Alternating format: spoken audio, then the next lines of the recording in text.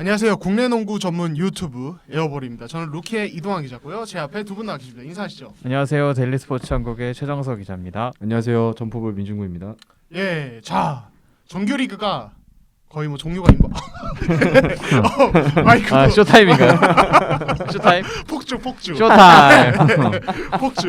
네, 정규리그 종류가 네네. 임박을 했습니다. 예, 그 기념으로 마이크도 훅훅 이제 네. 기분이 좋은 것 같아요. 마이크도. 예, 정규리그가 종료가 임박했고 이제 내일 화요일에 이제 그 5경기를 끝으로 종료가 되고 이제 플레이오프가 시작을 합니다. 뭐 많은 분들 시선이 거기 쏠려 있을 거고 이제 시상식도 열리는데 저희가 그래서 이제 플레이오프 얘기 좀 위주로 네. 그리고 당분간 얘기를 많이 못할 탈락 4개 팀 플레이오프 좀 얘기 좀 하면서 오늘 방송 구성을 해볼까 합니다. 자, 저희가 뭐 사실 여느 때처럼 댓글 또 좀 말씀을 드리면 근데 그 전에 그 어제 그 제가 울산 취재를 갔잖아요. 네네. 근데 이제 한 분이 그날 뭐 현장에 저만 있어가지고 네. 전화 주셨는데 이제 에어볼 너무 잘 보고 있다고 커피랑 그 벚꽃빵이라는 거 주셨어요. 예, 근데 제가 또 그 막 사전 인터뷰 기사 쓴다고 바빠서 막 정신없이 있다가 인사를 제대로 못 드렸는데 아무튼 감사하다고 또 감사합니다. 네, 저희 감사합니다. 에어볼 네. 애청자라고 하시고 네. 요즘에 제가 돌면은 에어볼 잘 보고 있다고 하시는 분들이 정말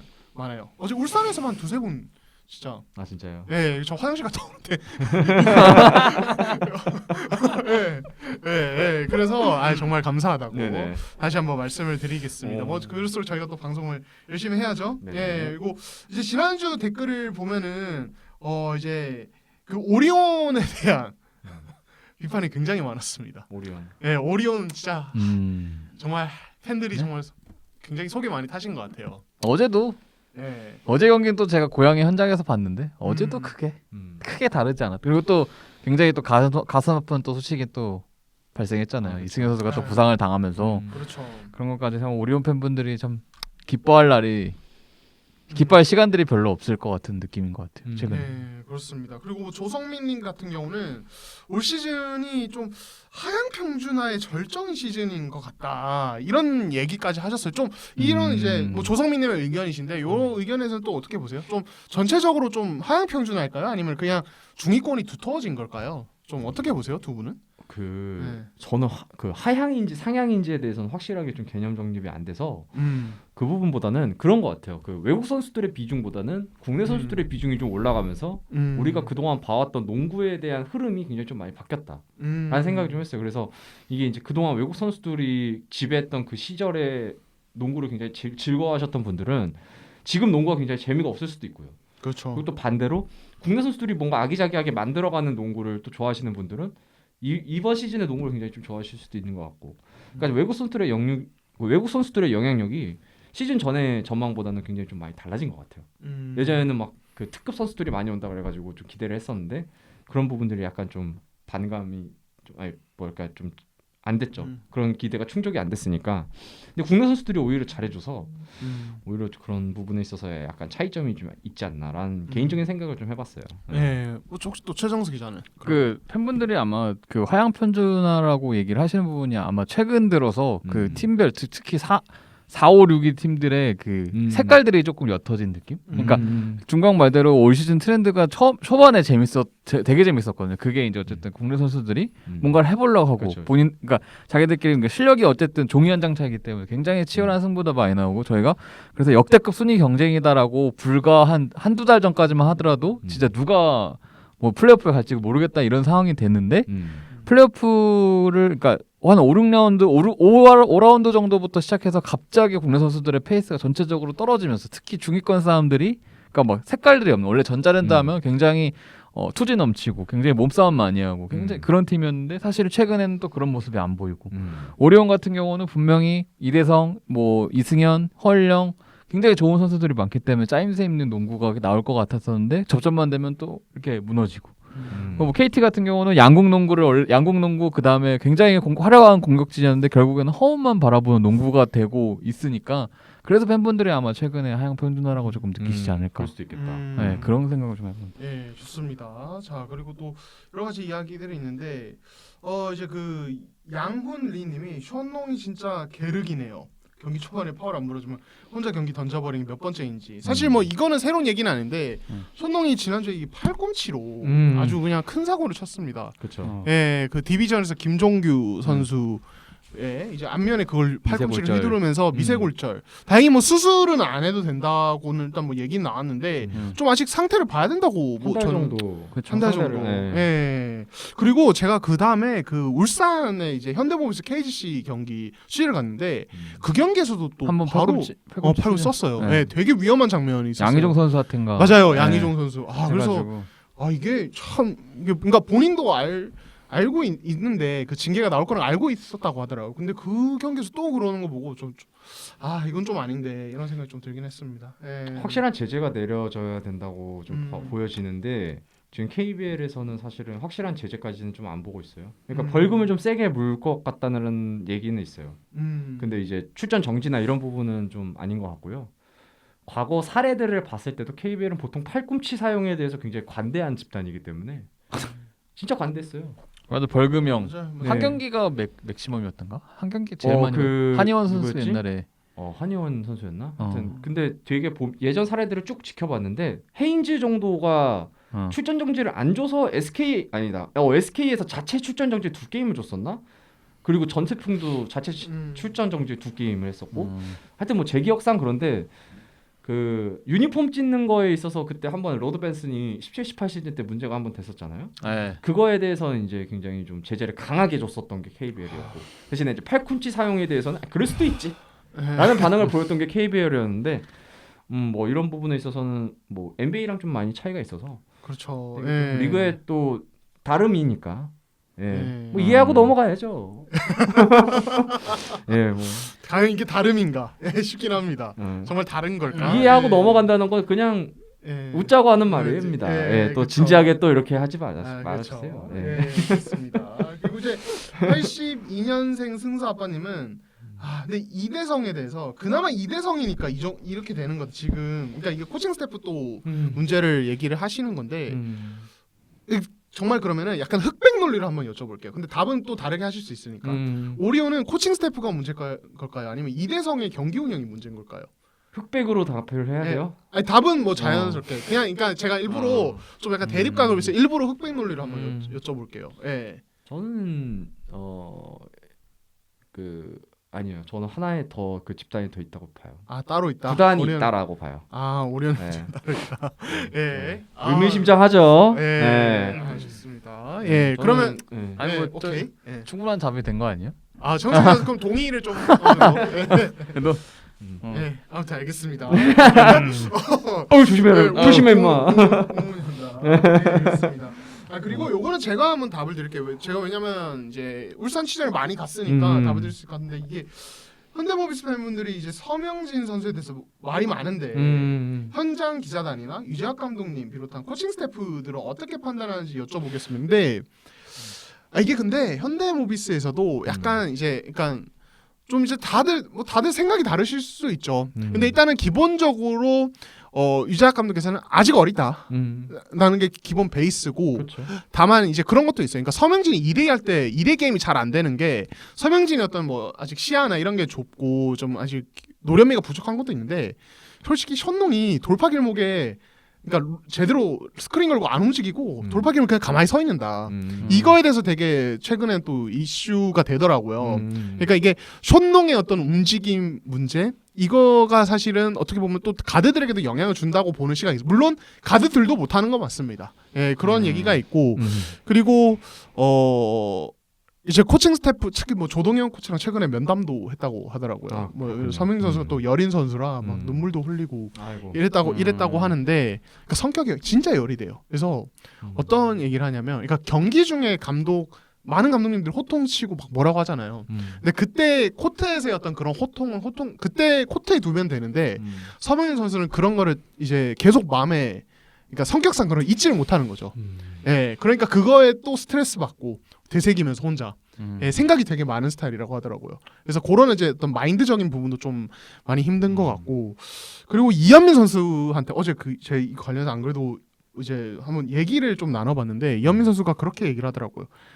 나도 LG 처음 왔을 때 신선우 감독님한테 엄청 혼나고 다녔어요. 그래서 내가 요즘에 명지 보면은 나 처음 그때 때가 너무 생각나서 겹쳐 보인다.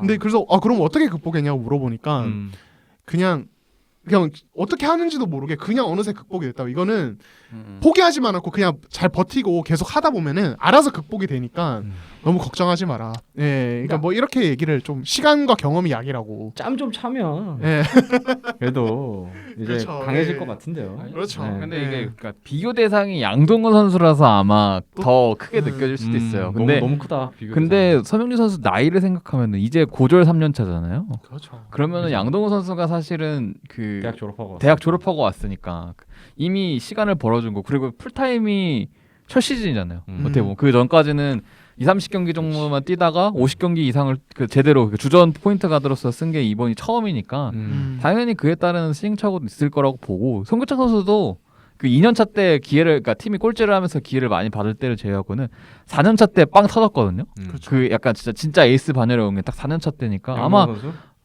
송교창. 송교창. 네, 그러니까 서명진 선수도 지금 이제 3년차 시즌 딱 끝났고 아마 내년 본격적으로 만약에 스텝업을 할 게 보인다면 내년이 진짜 승부를 보지 않을까라는 생각? 좀 내년부터 둘 다 고졸이고 네. 딱 그때가 그러니까 사실 네. 이게 뭐 여담이지만 NBA에서도 보통 3년차 때 많이 터지거든요. 음. 대학 1년 다니고. 음. 그 딱 그 이제 고졸은 또 4년차. 그치. 딱 음. 그러니까 그때 선수들이 딱 그때가, 좀 그때 어. 터지는 시기인 것 같아요. 이제 좀 예. 이제 프로의 그 몸도 좀 됐고 이 생활도 익숙해지고 뭔가 상대 패턴이나 이런 거 들어왔을 때 대처도 생기고 이런 거 딱 그게 리그에 대한 적응을 딱 마치는 시기가 딱 그때쯤인 것 같아요. 그래서 딱 올 시즌까지만 보고 내년 시즌에는 뭐 알아서 잘 터지겠죠. 워낙 잘하니까. 그리고 올 시즌 초반에 보여준 모습들이 있잖아요. 그걸 봤을 때는 분명히 이 선수가 터질 확률이 높다라는 걸 이미 증명을 했기 때문에 뭐 큰 네. 너무 뭐 그러지 않으셔도 될 것 같아요. 일단 길게 보셨으면 좋겠는데 일단 이거 확실한 거는 현대모비스 구단은 서명진, 이우석을 팀의 미래로 보고 있어요. 아 근데 너무 강하다. 우리 팀의 미래로 미래는 보니까, 이 두 명이다. 진짜 강하다. 예, 이거는 정말 사이즈 확실하기 좋지. 때문에 사이즈 예. 좋지, 포텐셜 그렇죠. 좋지. 어리지. 와 어리지. 예. 와. 그러니까 요것만 조금 네. 기다리시면은 좀 시간이 그럴 것 약이다. 같습니다. 예, 인내가 필요할 때가 네. 있어요. 현대모비스 사실 뭐 이제 리빌딩이나 리툴링 이런 이슈도 저희가 얘기를 했었지만은 아무튼 완전히 팀을 개편하는 시즌이기 때문에 또 조금 아니 근데 그런 진짜 부분도 잘한 건데. 예. 진짜 잘한 거예요. 그쵸. 2위면은 원래 6강도 못 갈 거라고 막 생각 많이 했었어요 사람들. 진짜로. 제가 시즌 전에 그래도 4강 갈 것 같다 얘기했는데 그때 저도 2위는 생각도 안 했어요. 음. 한 3, 4위? 숄롱이 그때 기대 엄청 많이 받았었는데 그래도 6강 힘들다라고 양동근이 없는데 얘기했을 6강을 정도로. 간다. 그러니까 멤버 자체가 사강을 이제 간다고. 노세화가 많이 됐고 또 장재석 선수가 이렇게까지 잘해줄지도 몰랐고 그렇죠. 최진수 트레이드가 있을지도 몰랐고 그렇죠. 네. 되게 좀 몰랐잖아요. 그러니까 KCC나 현대모비스 다 좀 반전을 좀 만들어낸 부분이 있어요. 그러니까요. 네. 그렇습니다. 자 댓글은 뭐 이 정도로 네. 저희가 다루고 자 그러면은 저 이제 플레이오프 시리즈 한번 음. 이야기를 해보도록 하겠습니다. 자 이번 토요일부터 네네. 4강 플레이오프 6강 플레이오프 시작합니다. 자 첫 번째 이 시리즈부터 다루죠. 지금 워낙 이슈가 좀 되고 있기 때문에 오리온 대 전자랜드. 아하. 예 지금 이 아하. 이승현 선수가 어제 다쳤습니다. 예. 근데 그 장면 보셨어요? 두 분? 네, 봤습니다. 제대로 돌아갔다. 저는 그러니까 어저께 네. 고향 현장에 있었기 때문에 사실은 그 이승현 선수의 그 비명을 지르거나 아파서 그 통증을 호소하는 것들을 들었잖아요. 근데 사실 이승현 선수가 뭐 다 아시겠지만 팬분들도 아시겠지만 굉장히 통뼈에 그러니까 웬만해서 잘 안 다치는, 그리고 다쳐도 참는 그런 선수인데, 그러니까 아픈 걸 아프다고 얘기를 내색을 안 안 하죠. 하는 선수인데 맞아요. 어제 발목을 잡고 쓰러졌고 들것에 실려 나가서 음. 이제 그 다음에 이제 아예 코트에 돌아오질 못하는 그런 상황이었거든요. 그것만 봐도 좀 부상이 이승현 선수 부상이 좀 심각하구나라는 걸 느꼈고, 장할정 감독님도 저도 오늘도 통화도 했고 어제 끝나고 경기 인터뷰에서도 패배가 중요한 게 아니다. 패배보다 더 큰 아픔이 있는데 그게 이승현의 부상이다. 라고 하면서 오늘까지도 전화를 하시면서 한숨을 대여섯 번 이상은 계속 쉬시더라고요. 너무 큰 걸 잃었다 우리가. 패배가 중요한 게 아니. 그러니까 뭐 3위를 못 하고 자시고가 중요한 게 아니라 지금 우리가 지금 팀을 이끌어가는 데 있어서 굉장히 큰 이제 존재를 잃었다라는 그거에 대해서 사실 뭐 강할준 감독님 뭔가 종종 통화를 했겠지만 강할준 감독님 모르겠어요. 일단 개인적인 생각으로는 못 뛸 것 같다라고 하는데 또 모르죠. 이게 그쵸. 조상 부위에 대해서는 뭐 음. 이따가 네. 동환이 형이 설명해 줄 거니까. 예. 그러니까 이제 오늘 그 기사가 났죠. 예, 기사가 났죠. 이제 2주에서 4주 진단이고 그 진단명이 전거비 인대 파열 그리고 내측뼈 타박상. 그죠? 예, 이게 골멍이라고 골멍. 골멍이라고 하는데 이거에 대해서 좀 이제 팬들 사이에서 아니 인대가 파열되고 뼈에 멍이 들었는데 이게 뛸 수 있는 거냐 플레이오프 당장 주말부터 시작하는데 그렇죠.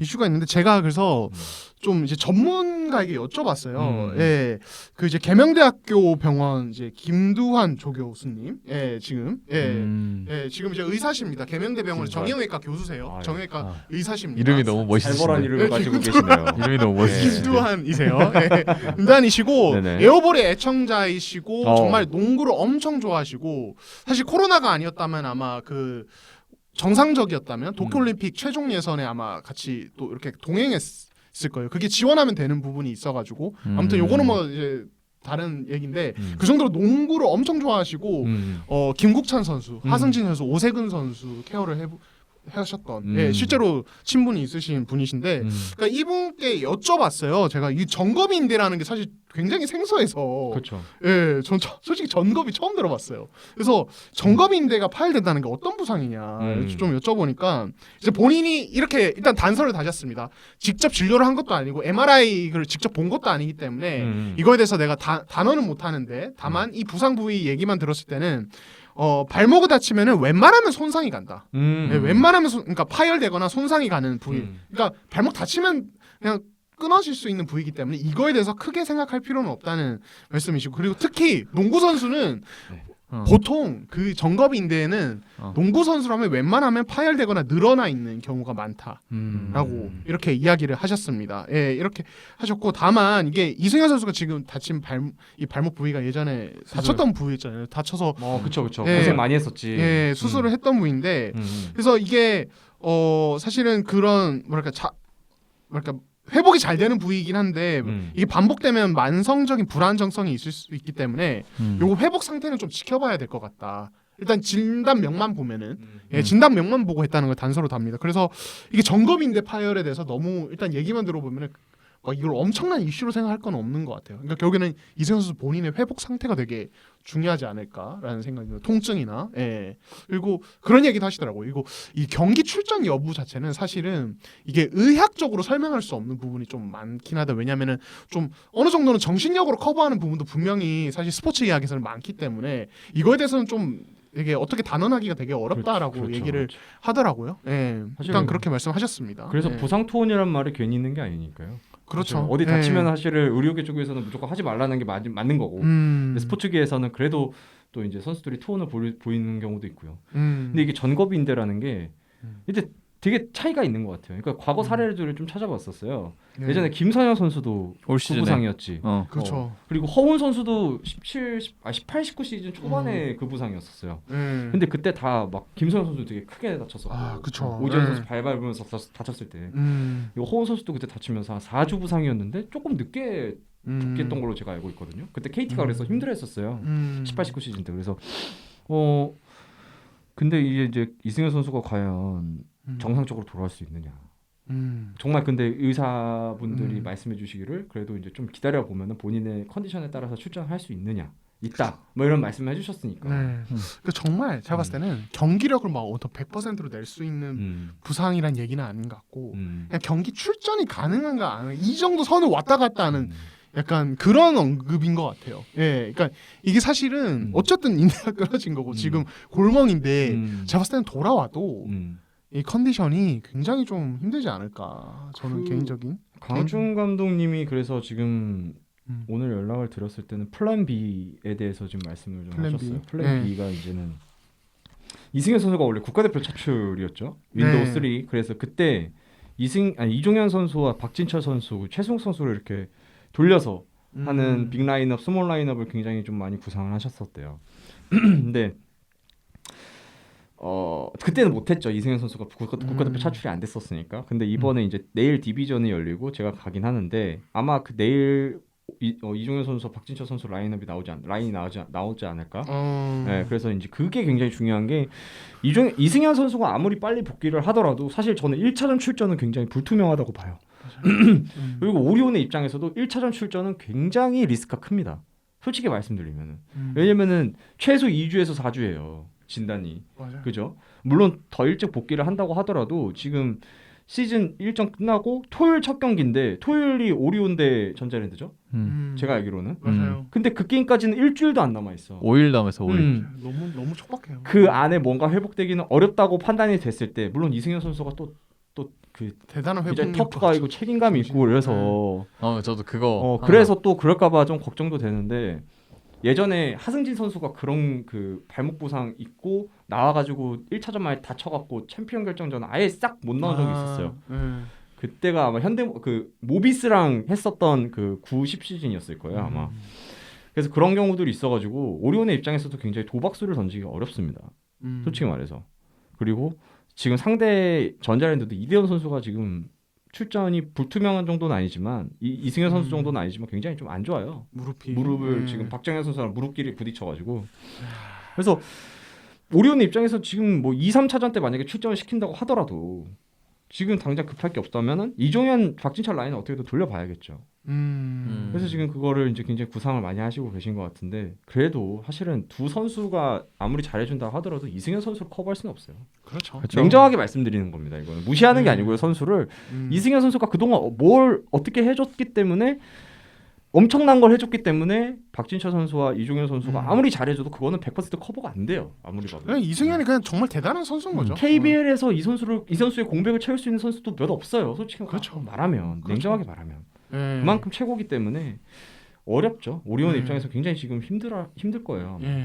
그러면 이제 본격적으로 좀 시리즈에 대한 이야기로 좀 그럼 넘어가 보도록 한번 하겠습니다. 지금 이승현 다쳤고 이대현도 무릎이 안 좋은 이런 상황에서 그죠. 자, 좀 어떻게 보세요? 이 시리즈 전체 양상에 대해서 두 분은? 그 전체 양상은 사실 이번 이 시리즈가 아마 제일 좀 뭐랄까 진흙탕 싸움이 되지 않을까라고 바라보시는 분들이 좀 많을 것 같아요. 왜냐하면은 지금 시즌 말미에 두 팀의 경기력을 보면 굉장히 안 좋아요. 떨어질 때가 떨어져. 맞아요. 그리고 심지어 맞아. 오리온 같은 경우는 결국엔 클러치 때 이대성 활용 문제. 음. 사실 어제 경기도 이대성 선수가 빠졌어요. KGC랑 할 때도. 막판에 그렇죠. 네, 막판에 빠졌어요. 근데 이제 그 부분에 대해서 이제 강할준 감독님의 멘트는 이제 투맨 게임에 대해서 수비가 너무 놓치는 게 많았다. 아니, 나는- 그것도 맞긴 맞아. 이재동한테 털릴 때 이대성이 스크리너 밑으로 돌아다니다가 엄청 털리긴 했어. 정신을 못 차리긴 했어요. 사실. 그거는 맞아. 또 근데 맞는 사실 그 전반에 그 오리온이 스위치 수비가 정말 잘 됐거든요. 썰린저 상대로 그 정도면 저는 굉장히 그 볼 흐름을 많이 죽였다고 생각을 해요. 스위치가 거의 올 스위치 해가지고 뭐 이대성이 뭐 잠깐이지만 설린저랑 이렇게 매치업되는 게 어쨌든 골밑 밖으로 계속 밀어내더라고. 그러니까 그게 잘 됐는데, 그러니까 어쨌든 사이즈가 있었기 때문에. 근데 이제 후반 들어서 급격히 무너졌고, 그러니까 결국엔 그걸 끝내 해결하지 못한 채 일단은 디비전이 앞두고 있지만 사실 저는 여기서 해결될 것 같지는 않고 결국엔 이게 내부적으로 어떻게든 풀어야 되는데 아직은 그게 해결되지 않았고 전자랜드 같은 경우는 뭐 저희가 말씀드렸지만 일단 수비가 너무 불안하고 이게 그러다 보니까 이게 재밌겠냐? 그러니까 그냥 단적으로 딱 봤을 때 이 시리즈가 과연 재밌겠냐? 라고 말하시는 분들도 있어요. 왜냐면은 기대가 그렇게 안 된다. 왜냐면 경기력들이 너무 떨어져가지고. 근데 저는 원사이드하게 끝날 거라고 봅니다. 원사이드. 그러니까 누구의 요새 원사이드? 전자랜드가 3대0, 3대1로 이길 수 있다고 봐요. 그 이유는 저는 제가 요새 형들한테 계속 말했죠. 강을준 감독님의 그 플레이오프 기록을 보고 저는 통계는 거짓말을 하지 않는다라는 생각하에 강을준 감독님 플레이오프 기록이 1승 9패이시거든요. 그렇기 때문에 저는 그래서 크게 기대는 하지 않고 있다. 아직. 전자랜드. 네. 그러면 하나만 정하세요. 3대0이든 3대1이든. 그러면 이게 또 어중간하게 3대1하면 뭐합니까? 3대1은 사실은 누구나 다 예측할 수 있는 스코어니까 3대 빵 하겠습니다. 전자랜드가 3대0으로 올라갈 것 같습니다. 3대0으로. 아, 좋아요. 좋아요. 와. 예. 전자랜드 좋습니다. 3대0. 예. 자, 그럼 민중구 기자. 네. 예. 좀 어떻게 보세요? 이 시리즈. 예. 저는 오히려 키는 다른 데 있다고 봐요. 아, 부상자들이 아닌 다른 쪽에 네, 있다. 부상자들 그러니까 만약에 이대현 선수가 돌아오더라도 크게 도움이 안 될 수도 있다라는 가정 아래 왜냐면 몸이 안 좋으니까 그리고 이승현 선수와 이대현 선수가 가지고 있는 그 팀 내에서 가지고 있는 비중이 굉장히 비슷하잖아요. 그리고 똑같은 공통점으로 이승현과 이대현을 대체해줄 수 있는 빅맨 자원이 없다라는 것도 굉장히 큰 공통점이에요. 그렇죠. 네. 전자랜드도 이대현 대신에 내세울 수 있는 빅맨이 없습니다. 정현곤 선수가 만약에 다치지 않았다면 큰 문제 아니겠죠. 큰 문제가 아닐 수도 있었겠죠. 대체자가 있으니까. 음. 근데 정현곤 선수마저 없는 상황에서 여기는 빅맨이 나올 수 있는 선수가 없어요. 그렇죠. 네. 민성주를 쓸 것 같지 너무 안 않은데. 썼어요. 근데 그 민성주 선수가 그러니까. 나쁘다는 게 아니고 너무 안 썼어. 최근에 그동안. 진짜 거의 그냥 박찬호를 쓰겠네요 차라리. 아, 네, 박찬호를 조금씩 썼으니까. 근데 박찬호 선수가 많이 뛸 너무 수 소프트해요. 선수가. 음.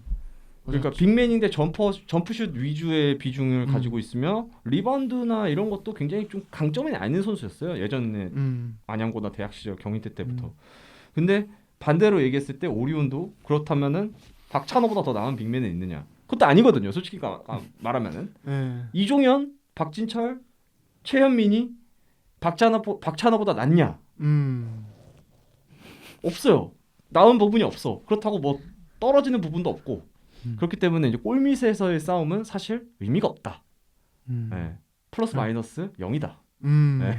그냥 도찐개찐이다. 그냥 뭐 볼 건 없다 사실은. 그렇게 네. 막 크게 관심을 둘 필요는 없는 싸움이다. 오히려 그렇다면 그러면 다른 쪽에 저는 3번 싸움에서 승부가 난다고 봅니다. 3번 싸움. 전현우와 허일영의 싸움. 슈터들의 감각에. 오히려 저는 그 부분에 그럼- 굉장히 집중하고 있어요. 그럼 전현우 아. 승이네. 근데 물론 뭐 전체적인 시즌의 그 막판의 그 활용도나 이런 활약이나 이런 걸 보면은 전현우 선수가 지금 최고조에 올라오고 있는 건 사실이에요. 그래서 저도 전현우 선수가 이번에 키포인트라고 보는데 허일영 선수가 단기전에 있어서 상대 팀들이 다 경계하는 1호예요. 오리온에서. 무서워. 굉장히 무서워요. 음. 허일영 선수의 강점은 3점 슛도 있지만 어느 곳에서든 슛을 던질 수 있다는 그 강점 아래 리바운드 참가와 그 가담 이후의 풋백 득점이 굉장히 좋아요. 근데 이게 단기전에서 굉장히 크거든요. 그쵸. 사실. 그리고 특히 빅맨 싸움이 이루어지지 않을 이 전자랜드와 오리온 대결 구도에서 전현우 선수는 그런 부분이 좀 떨어지는데 허일영 선수는 그 부분이 가능하다는 거지. 풋백 득점 가담이 굉장히 큰 이점이 될 거라고 봅니다. 그렇죠. 허일영은 저는 그렇게 생각해요. 슈터들, 그러니까 국내 KBL 무대에 뛰는 슈터들 중에서 리바운드 능력은 거의 손에 꼽힐 정도라고 저도 생각합니다. 수비 기가 리바운드는 막혀요. 물론 네. 공격 기가 리바운드까지 막혀요. 리바운드. 그러니까 이 선수가 어쨌든 대학 때까지 장신 사이즈가 좋다 보니까 빅맨을 봤던 그 습성이 좀 남아 있는 것 같아요. 그래서 리바운드 가담 자체가 되게 좋은. 냄새를 되게 잘 맡아요. 네, 맞아요. 그러니까 타이밍도 그러니까- 좋고 포착 그러니까 위치도 잘 가고. 모든 선수들이 약간은 벙 쪄 있을 때 음. 그 타이밍에 공이 딱 떨어질 것 같으면 어느샌가 수룩 들어가지고 음. 이렇게 쉽게 되게 받아먹는 득점이 되게 많아요. 그 연습을 되게 많이 했었대. 예전에 어. 센터도 해봤었대요. 키가 커가지고. 그쵸. 그래서 아무래도 크니까. 그래가지고 그리고 또 하나 포인트를 잡자면 저는 이대성 김낙현의 포인트를 잡진 않아요. 오히려 나도 그건 별로 어, 중요하지 않다고. 사실 그 싸움은 시즌 때랑 그렇게 크게 다르지 않을 것 같아. 그냥 그쵸, 이대성 뭐- 선수가 잘할 수도 있고 김낙현 선수가 또 잘할 수도 있는데 그거보다 오리온이 한 가지 그 약점이 있잖아요. 데빈 윌리엄스라는 큰 약점이 있잖아요. 네.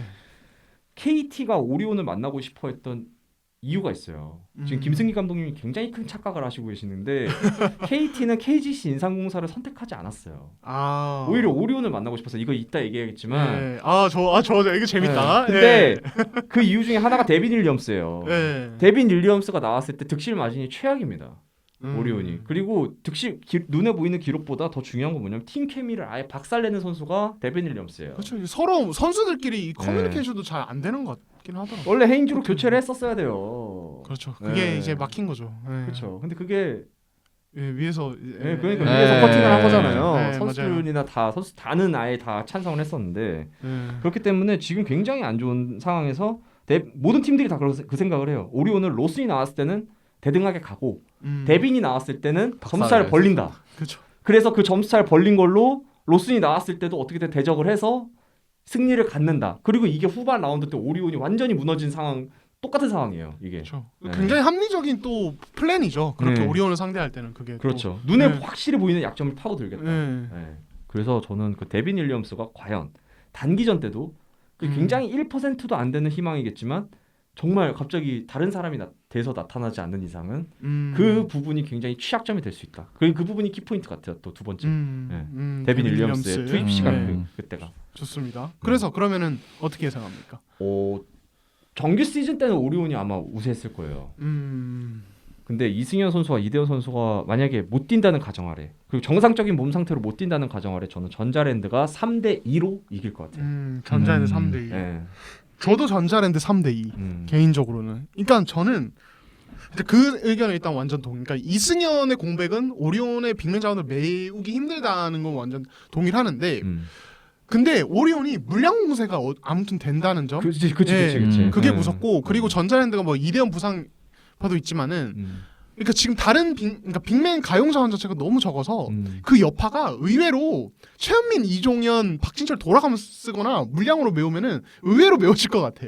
그러니까 그리고 네, 그러니까 이게 약간 뭐 아무튼 진검승부라고는 하지만은 맞아요. 이게 한두 경기 정도에서는 전자랜드가 그거에 대해서 깔끔하게 대처를 못할 수 있다고 생각해요. 오리온의 그렇죠. 어떤 그런 플랜 B에 대해서. 왜냐하면 경험해보지 않은 어떤 어떻게 나올지 스타일의 모르니까 농구니까. 사실. 예. 그리고 오리온이 아마 그거 외에도 뭐 존 디펜스도 뭐 변형으로 뭐 준비하는지 변칙적인 거 뭔가를 준비를 할 거예요. 왜냐하면 지금 아무튼 지금 머리를 많이 굴려야 하는 입장이잖아요. 지금 그렇다 보니까 저는 의외로 전자랜드가 첫 1, 2차전 때 약간 고전하는 모습이 나올 수 있다고 개인적으로는 좀 생각을 하는. 심지어 고향에서 열리니까 그리고 경기가. 그렇죠. 거기다가 홈이점까지 있으니까 그렇다고 생각은 하는데 결국에는 한 이제 3차전 넘어가고 이렇게 그러니까 2, 3차전 그러니까 결국에 3차전 요때 넘어가면서 시리즈가 중반 가면서 이제 전자랜드가 이제 오리온의 플랜에 대해서도 어느 정도 다 파악이 되고 준비가 되고 선수도 익숙해지면은 좀 전자랜드로 좀 기우는. 그래서 저는 결국에 이게 하다가 5차전까지 가서 전자랜드가 이길 것 같아요. 예, 저는 약간 그냥 양상이. 근데 되게 비슷해요. 팀 컬러나 이런 게 맞아요. 굉장히 많이 비슷해졌어. 그래서 그쵸. 재밌을 것 같아요. 오히려 이 게임 그렇죠. 되게 재밌을 것 같아요. 이거 모트리를 로스님 맡기가 좀 쉽지 않을 텐데 또. 근데 로스는 또 모트리가 못 막죠. 그렇죠. 그 약간 그런 것 같아. 둘이 또 그런 거 또 잘하잖아요. 또볼 가지고 혼자 공격하는 농구하는 거 거. 잘하니까. 그래서 저는 제가 근데 원사이드하게 보는 이유 중에 하나는 결국에는 저는 사실은 사령탑들의 그런 싸움이라고 보거든요. 그러니까 이거 어저께 그러니까 저도 평상시에도 그게 되게 단기전에서는 그게 중요하다고 생각하는데 어저께 이제 뭐 유동혁 선배랑 정지욱 선배랑 이제 얘기를 나눌 때도 이제 오랜 경험상 진짜 그런 감독들의 전술 능력, 대처 능력이 되게 중요한 게 진짜 플레이오프라는 거를 선배도 어느 순간 이렇게 깨닫게 되는 순간들이 분명히 있대요. 근데 저는 이게 이 시리즈가 그거가 될 가능성이 크다라고 생각이 드는 게 결국에는 어쨌든 지금 변형된 거를 준비를 할 거야. 아까 강원주 감독님과 통화를 했을 때도 빅맨으로 안 되면 그냥 외곽 위주로 풀어갈 수밖에 없다라고 얘기를 이렇게 넌지시 하셨어요. 근데 그거 자체가 결국에는 변수를 그러니까 던져야 하는데 사실은 저는 오리온에 이승현이 빠진 상황에서 변수를 던지기는 저는 쉽지 않다고 보거든요. 왜냐면은 그 이승현 선수가 전술적으로 가지고 있는 위치나 역할이나 이런 것들이 너무 비중이 커서 이승현이 빠진데 과연 나머지 다른 선수들로 이걸 뭐 배영된 걸 그러니까 던진다? 돌을 잔잔한 물에 돌을 던진다? 이거는 조금 힘들 것 같고 어쨌든 전자랜드가 던지면 던질 수 있다고 보는데 전자랜드 던지는 거를 그러니까 오리온이 어떻게 대처를 하냐? 그걸 또 다시 이기는 수싸움을 하냐? 이거 싸움인데 과연 이게 대처가 될까? 왜냐면은 그런 상황에서 사실은 뭐 저희가 사실 뭐 감독님들의 뭐 이런 능력을 막 직접적으로 평가하기 좀 그렇지만 정규 시즌에 그렇게 보여주지 못한 모습이 갑자기 또 이거는 또 외국 선수들도 그렇고 선수들도 마찬가지고 감독님들도 사실은 그게 이어지거든요. 정규 시즌에 보여준 모습을 그냥 플레이오프 때 갑자기 이걸 팍 보여주느냐. 저는 거기에 있어서 조금 의문점이 좀 커서 그리고 모트리가 로슨과 모트리의 그런 차이라고 하기 그러니까 서로 못 맞긴 하지만 누가 더 넣을 수 있느냐.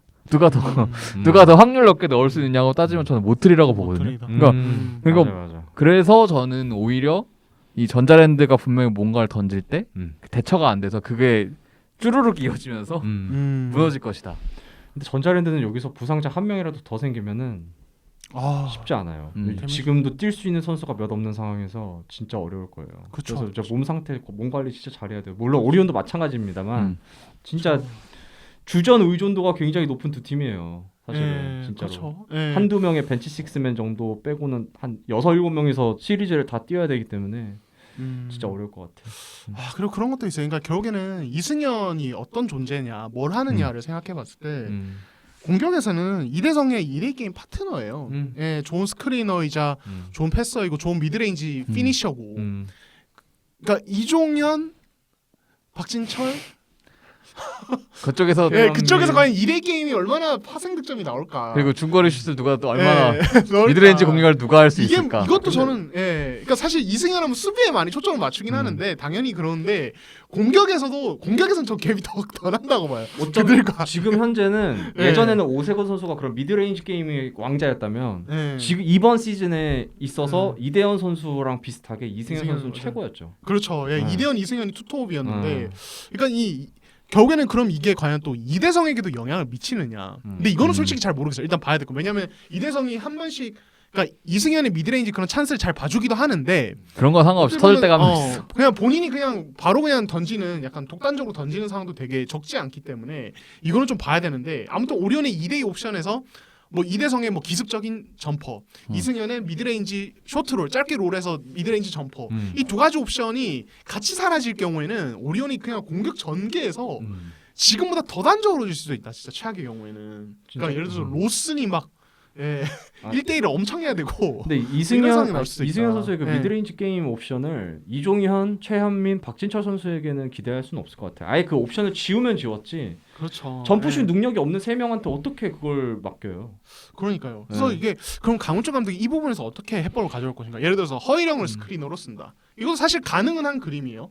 왜냐하면 허일영이 빅맨은 아니지만 피켄팝을 할 수도 있고 그냥 그런 실제로 이제 스크리너로도 예. 종종 등장하긴 그러니까 했어서. 그러니까 뭐 스크린 능력이 탁월하지 않더라도 그런 이제 이 선수가 스크리너로서 왔다 갔다 하는 것만도 상대에게 좀 이제 압박감을 주는 부분이 있으니까 이런 것도 가능하고 아니면은 이대성과 로슨의 2대1을 뭐 많이 쓴다든지 로슨은 이제 스피드가 좋으니까 이제 슬립해서 들어가는 동작이 되게 좋으니까 이런 식으로 옵션을 좀 다르게 가져갈 수도 있는데 뭐 이거는 또 뭐 강은철 감독님의 선택에 달린 거니까. 이대현 선수의 네. 컨디션이 안 좋다면 저는 오히려 되게 네. 클래식하게 이종현 선수나 최현민 선수 그리고 박진철 선수 모두 사실 포스트 게임이 그렇게 막 좋은 편은 아니지만 그래도 힘이 다 좋기 때문에 그렇죠. 굉장히 약간 물량 공세를 안으로 밀고 들어갔을 때 파워를 계속 얻어내는 그런 약간 클래식한 농구 있잖아요.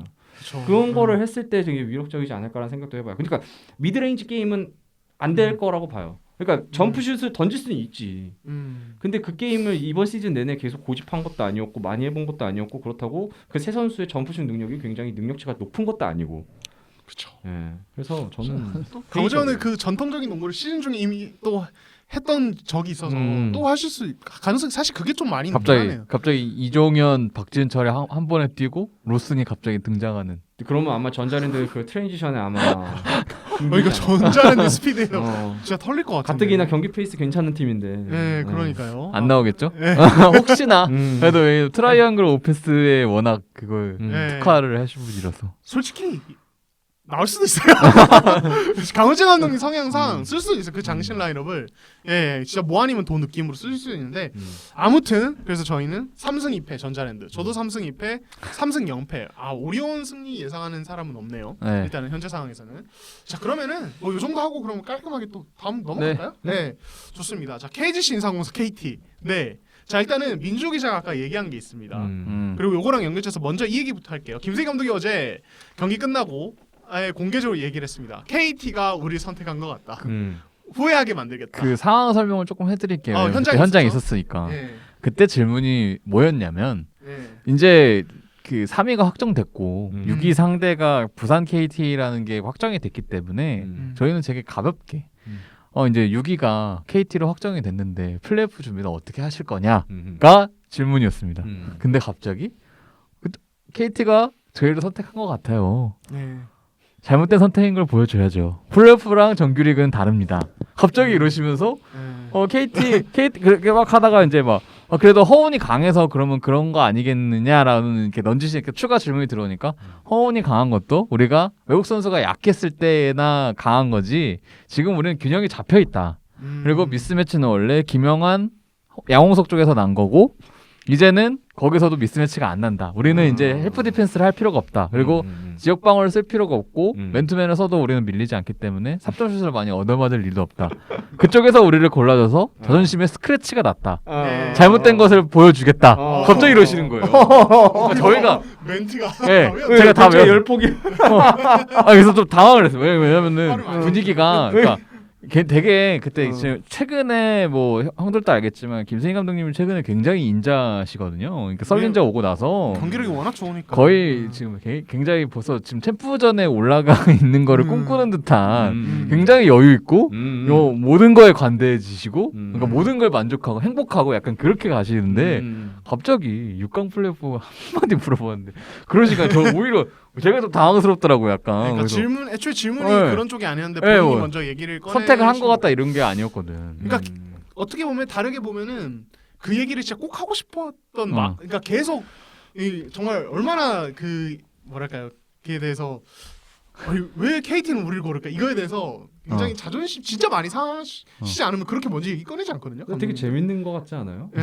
뭐 최선을 다하겠습니다라는 이런 고리타분한 발언보다는 오히려 좋아요. 네, 재미는 있어. 네. 나 그래서 이 얘기를 플레이오프 미디어 데이 때도 한 번 더 해주셨으면 좋겠어. 네, 그 바로 옆에 계시잖아. 근데 그게 진짜 맞는 게 우리 플레이오프 미디어 데이 때 지난 그 WKBL을 좀 상기해 보시죠. WKBL이 진짜 역대급 노잼 미디어 데이였거든요. 나 진짜 그때 너무 힘들었어. 그때는 나 있었거든. 진짜 기자들이랑 거기 있는 그 관계자분들이 어떻게든 재밌는 질문을 해가지고 끌어내려고 했는데 대부분 다 몸을 사리시면서 그래도 뭐 누구는 더 우리의 강점을 말하는 게 아니고 상대의 강점을 말하면서 쉽지 않은 상황이 그 경기가 될 것 같다라는 정말 재미없는 그때 천장에 말도 안 되는 정상일 감독님만 그다음에 그 머리를 안 감 박지수가 키가 크니까 우리 선수들이 키가 작으니까 머리를 안 감게 해서 머리 냄새로 공격을 하겠다. 약간 땀이 워낙 좋으시고 그런 식으로 그게 유일한 거거든요. 저는 그런 거를 좀 생각을 해요. 예의를 지키는 건 중요하다고 봐요. 그리고 매너가 있어야겠죠. 근데 저는 그 예의와 매너보다 더 중요한 건 프로 스포츠에 있어서는 예의와 매너를 조금 어긋나더라도 재미가 있어야 된다고 생각을 해요. 프로는 그러니까 아마추어 스포츠에선 예의와 매너가 더 먼저겠죠. 아마추어 리즘이라는 게 약간 좀 비슷하니까. 남들을 만족시키는 게 아니고 우리가 더 이런 걸 만족해야 된다는 게 아마추어라면 프로는 우리보다는 밖을 더 만족시켜야 된다고 생각을 해요. 굉장히 노잼이었죠. WKBL은. 그렇죠. 이번에 KBL 굉장히 기대하고 있습니다. 네. 그러니까 굳이 뭐 쌍욕을 하라는 게 아니고 뭐 주먹 다짐을 하라는 게 아니고 뭔가 좀 자신감을 내비쳐 달라 이거죠. 무슨 뭐 맨날 최선을 다하겠습니다. 노력하겠습니다. 뭐 열심히 하겠습니다. 뭐 이런 거 진짜 말 안 해줘도 그냥 쓸 수 있어요 우리가. 그쵸. 진짜로. 아니, 네. 근데 난 그런 생각해. 지금이 포털에 댓글이 있는 약간 그런 이제 작년 이맘때는 그런 때였으면은 아마 그 기사에 대해서 김승희 감독에 대한 어떤 비난 여론이나 뭐 저렇게까지 말하냐 이런 게 있어서 김승희 감독이 오히려 미디어 데이 때 몸을 사리셨을 것 같아요. 근데 지금 댓글이 없잖아요. 그래서 김승희 감독 댓글 반응에 되게 민감하신 분이. 근데 그래서 더 짜증 나는 거는 뭐냐면은 그런 반응들이 더 짜증이 나는 거야. 뭐 그렇게까지 얘기를 하냐, 선을 넘었다, 뭐 이런 반응들이 프로 스포츠를 죽이는 거예요. 제가 봤을 때는 진짜로 그런 팬들이 있기 때문에 더 죽이는 것 같아. 그러니까 그런 거에 있어서 즐길 수 있어야 돼요. 미국은 더 자극적이에요. 그렇죠, 죄송한데 미국이 더 자극적입니다. 그 선진 스포츠를 지향하는 그런 문화권 나라에서도 우리나라랑 비교가 안 되는 그런 나라에서도 굉장히 유머러스하고 재치 있고 재밌는 거를 더 우선시하지 무슨 I win. 하여튼 뭐 최선을 다하겠습니다. 이런 얘기 안 한단 말이에요. 그거는 그런 지도자는 없어요. 그런 지도자는 쫓겨나야 돼요. 죄송한데 진짜로. 그렇죠. 네, 반성해야 돼요. 공부를 안 하는 거지 그거는. 여러모로 좀 한이 쌓인 것 같은데. 그러니까 그런 거에 있어서 즐기지 못하고 하나하나의 의미부여를 한다는 거 굉장히 저는 그거는 굉장히 도움이 안 되는 일이라고 생각을 해요. 저는 개인적으로 어제 그 아주 흥미로웠어요. 저는 거기 현장에서 듣는데. 네, 근데 아마 많이들 그렇게 생각. 이거 재밌는데. 갑자기 왜? 그러니까 되게 재밌잖아. 갑자기 왜? 뭐 네. KT가 우리랑 한데 또 뭐 허운이 있어서 어려운 팀이고 막 이렇게 얘기했으면은 정말 그건 정말 재미없죠. 근데 원래 딱 다 아시겠지만 그 약간의 빈정이 상한 김승기 감독님은 미디어 데이에서 굉장히 화법들이 장난이 아니시거든요. 그때 우승할 수 있다는 자신감만 있으면 네. 언제든지 강해질 수 있는 그때 사람이에요. 1617 때인가? 그때가 그때도 우승 후보로 안 꼽히니까 본인이 먼저 우승 후보라고 자처를 해서 왜 아무도 우리를 안 뽑아줘서 좀 자존심이 상했다라고 말하시는 분이기 때문에 지금 또 우승 각이 보이거든. 그러니까 도전할 수 있는 충분히 가능성이 있고 저력도 되고 그러니까 내가 봤을 땐 김승희 감독님은 좀 주목할 필요가 있지 않을까. 기대가 하고 있어 사실. 자 그러면은 저 김승희 감독의 아주 재밌는 멘트. 근데 또 민중 기자 아까 얘기해준 것은 KT의 의도는 그게 아니었다. KT는 그런 의도가 전혀 없었다. 좀 풀어주시죠. 일단은 그 김승희 감독님이 KT가 자신들을 선택했다는 거에 있어서는 두 가지 근거가 좀 있어요. 김승희 감독이 그렇게 생각하신 거예요. 두 가지가 뭐냐면은 KGC 인삼공사가 KT한테 이번 시즌 좀 약한 모습을 좀 보였다. 그렇죠. 네, 외국 선수가 교체를 했건 안 했건 썰린저가 오건 안 오건 KGC 인삼공사는 KT에 사실 조금 약한 모습을 보였어요. 다른 팀들을 상대했을 때야 비교했을 때 6라운드 때도 고전했죠. 굉장히 이기긴 고전했죠. 했죠. 네, 예. 사실 그거는 그 클리퍼 알렉산더가 노마크 찬스만 좀 넣어줬다면 그렇죠. 노마크 찬스예요. 노마크 네. 찬스 뭐 이렇게 좀 붙어 있어갖고 수비가 막는 게 아니고요. 완벽한 노마크 찬스를 2개, 3개만 넣어줬어도 마지막에 그 전성현을 이유 없이 버리는 아. 이상한 수비. 그거는 그것까지 그거 진짜 정상 수비만 했어도 되는 건데. 그렇죠. 그런 2점만 줘도 되는 건데 3점을 네. 줘가지고. 그래서 바보 심지어 썰린저한테 두 명의 수비수가 있었는데 그 친구를 바라보더라고요. 제가 네. 봤을 때는 알렉산더가 약간 썰린저를 보면서 반하는 것 같아요. 네, 제가 봤을 너무 어떻게- 너무 유명하네. 농구를 어떻게 저렇게 하지? 농구 어떻게 저렇게 하지 반하다가 3점 맞은 것 같아요. 예. 그래서 승리까지 줬죠. 그렇죠. 뭐 아무튼 그래서 제 약했다. 추측입니다만. 예, 약했다. 근데 예. 그리고 두 번째는 허훈. 허훈 선수가 이번 시즌 KGC 인삼공사를 6번 만나서 평균 득점이 20점이 넘어요. 거의 한 23점 정도. 예. 3점에 어시스트 8개 네. 넘어요. 어시스트도 아마 현대모비스랑 그 KGC 인삼공사한테 굉장히 강했거든요. 이번 시즌 허훈이 앞선을 굉장히 그러니까 되게 장악을 했었는데 그래서 아무래도 그런 부분에 있어서 KT가 인삼공사랑 만나는 거 나쁘지 않네라고 생각을 했을 거라고 김승희 감독님은 혼자 축을 하는 거죠. 그렇죠. 근데 KT는 초반에는 그랬어요. 인삼공사랑 그 썰린저랑 5라운드 때 만났을 때까지만 하더라도 인삼공사가 오리온보다 훨씬 낫다.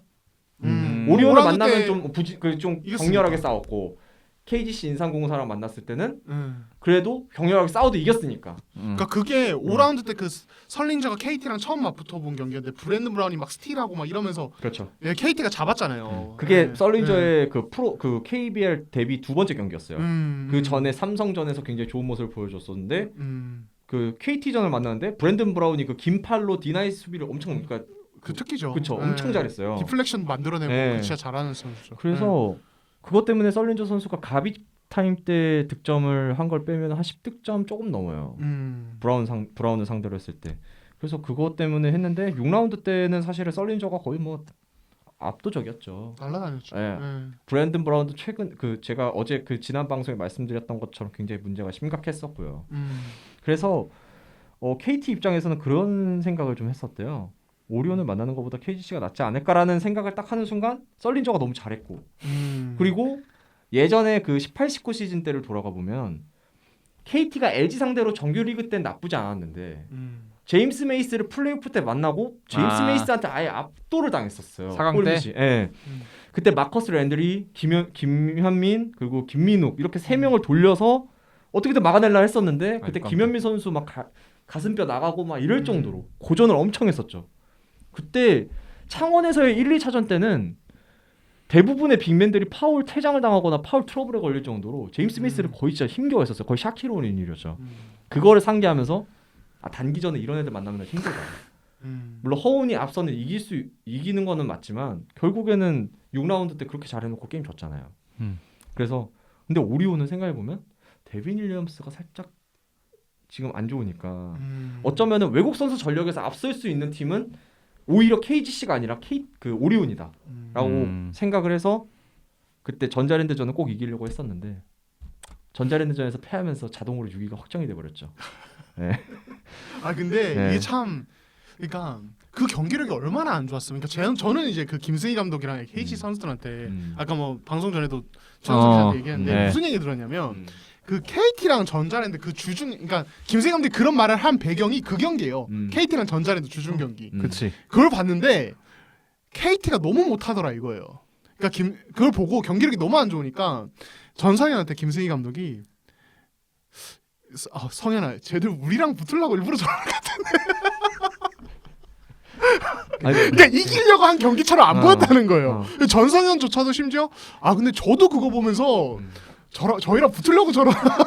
그리고 인삼공사는 지금 네, 그렇게 생각을 했대요. 약간 슬플 수도 어떻게 보면 슬프네. 약간 슬프네. 이게 KT가 이기려고 열심히 했을 수도 있는데 겉에서 보기에는 왜 저렇게 해 농구를? KT가 그때 경기력이 진짜 안 좋게 있었는데 제가 현장에 있었어요. 인천 현장에 있었는데 70점도 못 넣었잖아요 그날. 그때 그 허운 선수도 그렇고 70점 아닌데? 그 경기인가? 하여튼 근데 굉장히 좀 팽팽했던 걸로 기억하는데 4쿼터 때 아마 무너졌을 거예요. 음. 그때 모트리 잘했었지. 모트리 잘했었고 또 이제 이대현 선수 잘했는데 그때는 양호석 선수가 좀 부진했었어요. 그래서 그때 뭐 박준영, 허훈 뭐 이렇게 클리퍼 알렉산더 잘했었는데 브라운이 또 예. 이른 팀 그 파울 트러블로 또 아유. 돌아가시고. 예. 네, 그래서 김승희 감독님의 예. 그 뭐랄까 생각은 자격지심이 예. 네, 자격지심이잖아요. 예. 오히려 선수들의 전투력을 이렇게 올리지 않나.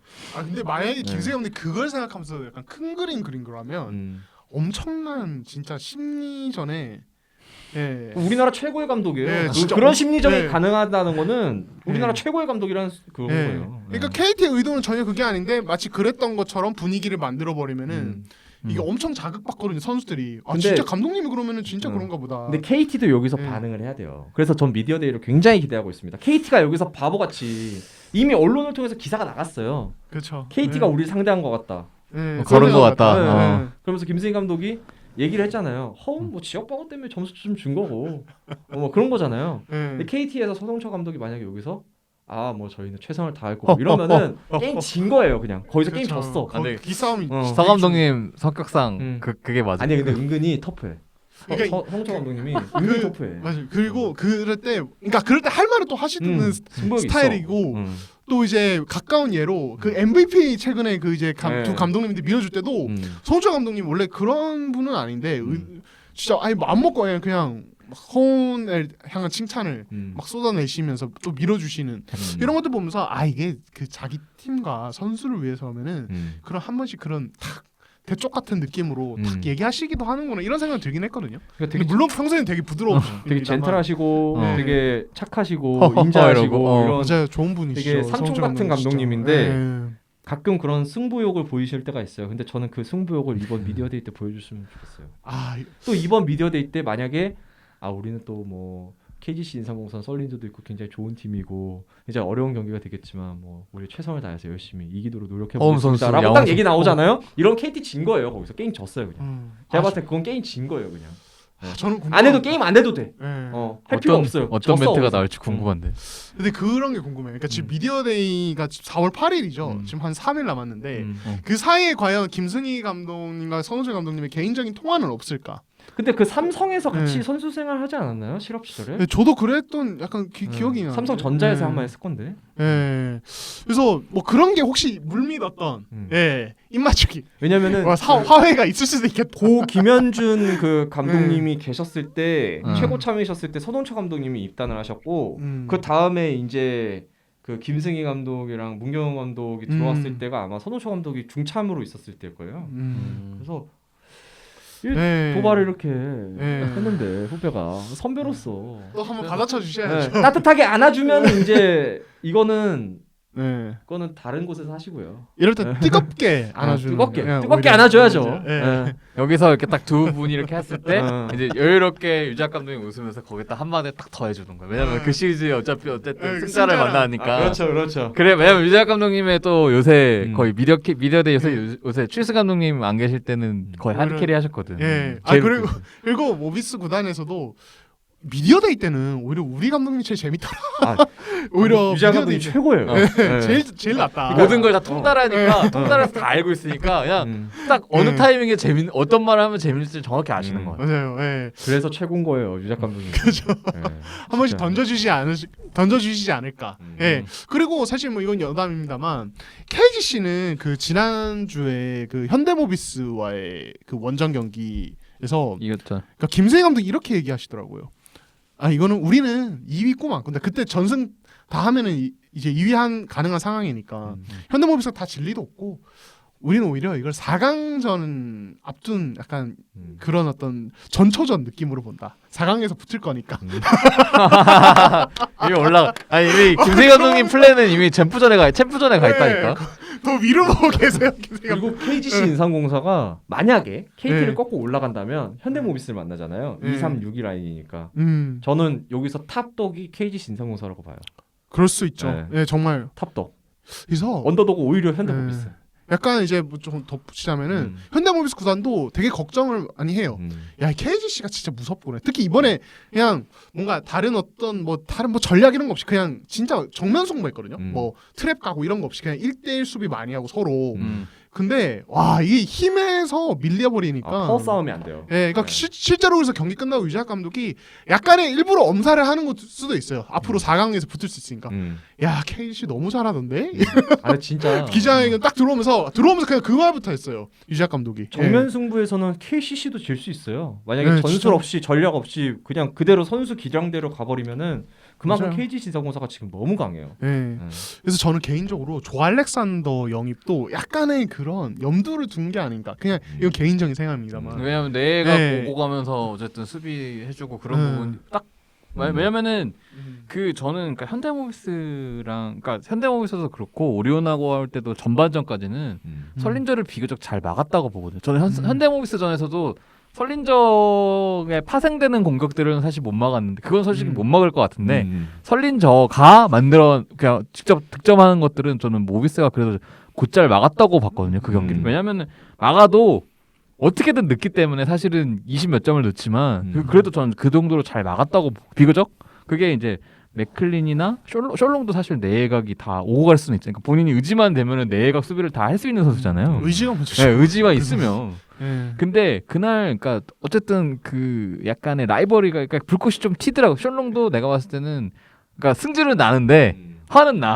나는데 그럼에도 그 두 선수 간의 그거는 약간은 튀는 것 같더라고. 그래서 되게 수비도 저는 열심히 해서 저는 의외로 그러니까 설린저 쪽이 아니라 다른 쪽에서 좀 빵꾸가 나면은 다른 쪽에서 좀 빵꾸가 날 수 있다라는 생각이 좀 들더라고. 왜 그걸 봤을 때 저도 딱 4강이 그려지거든. 그 두 팀이 무조건 4강을 갈 거라고 보는데 이미 한 팀은 지워져 있고 보는데 그러니까 오히려 잘 막더라고 저는. 그래서 아니 근데 KT가 저는 KT가 3대1로 질 것 같거든요.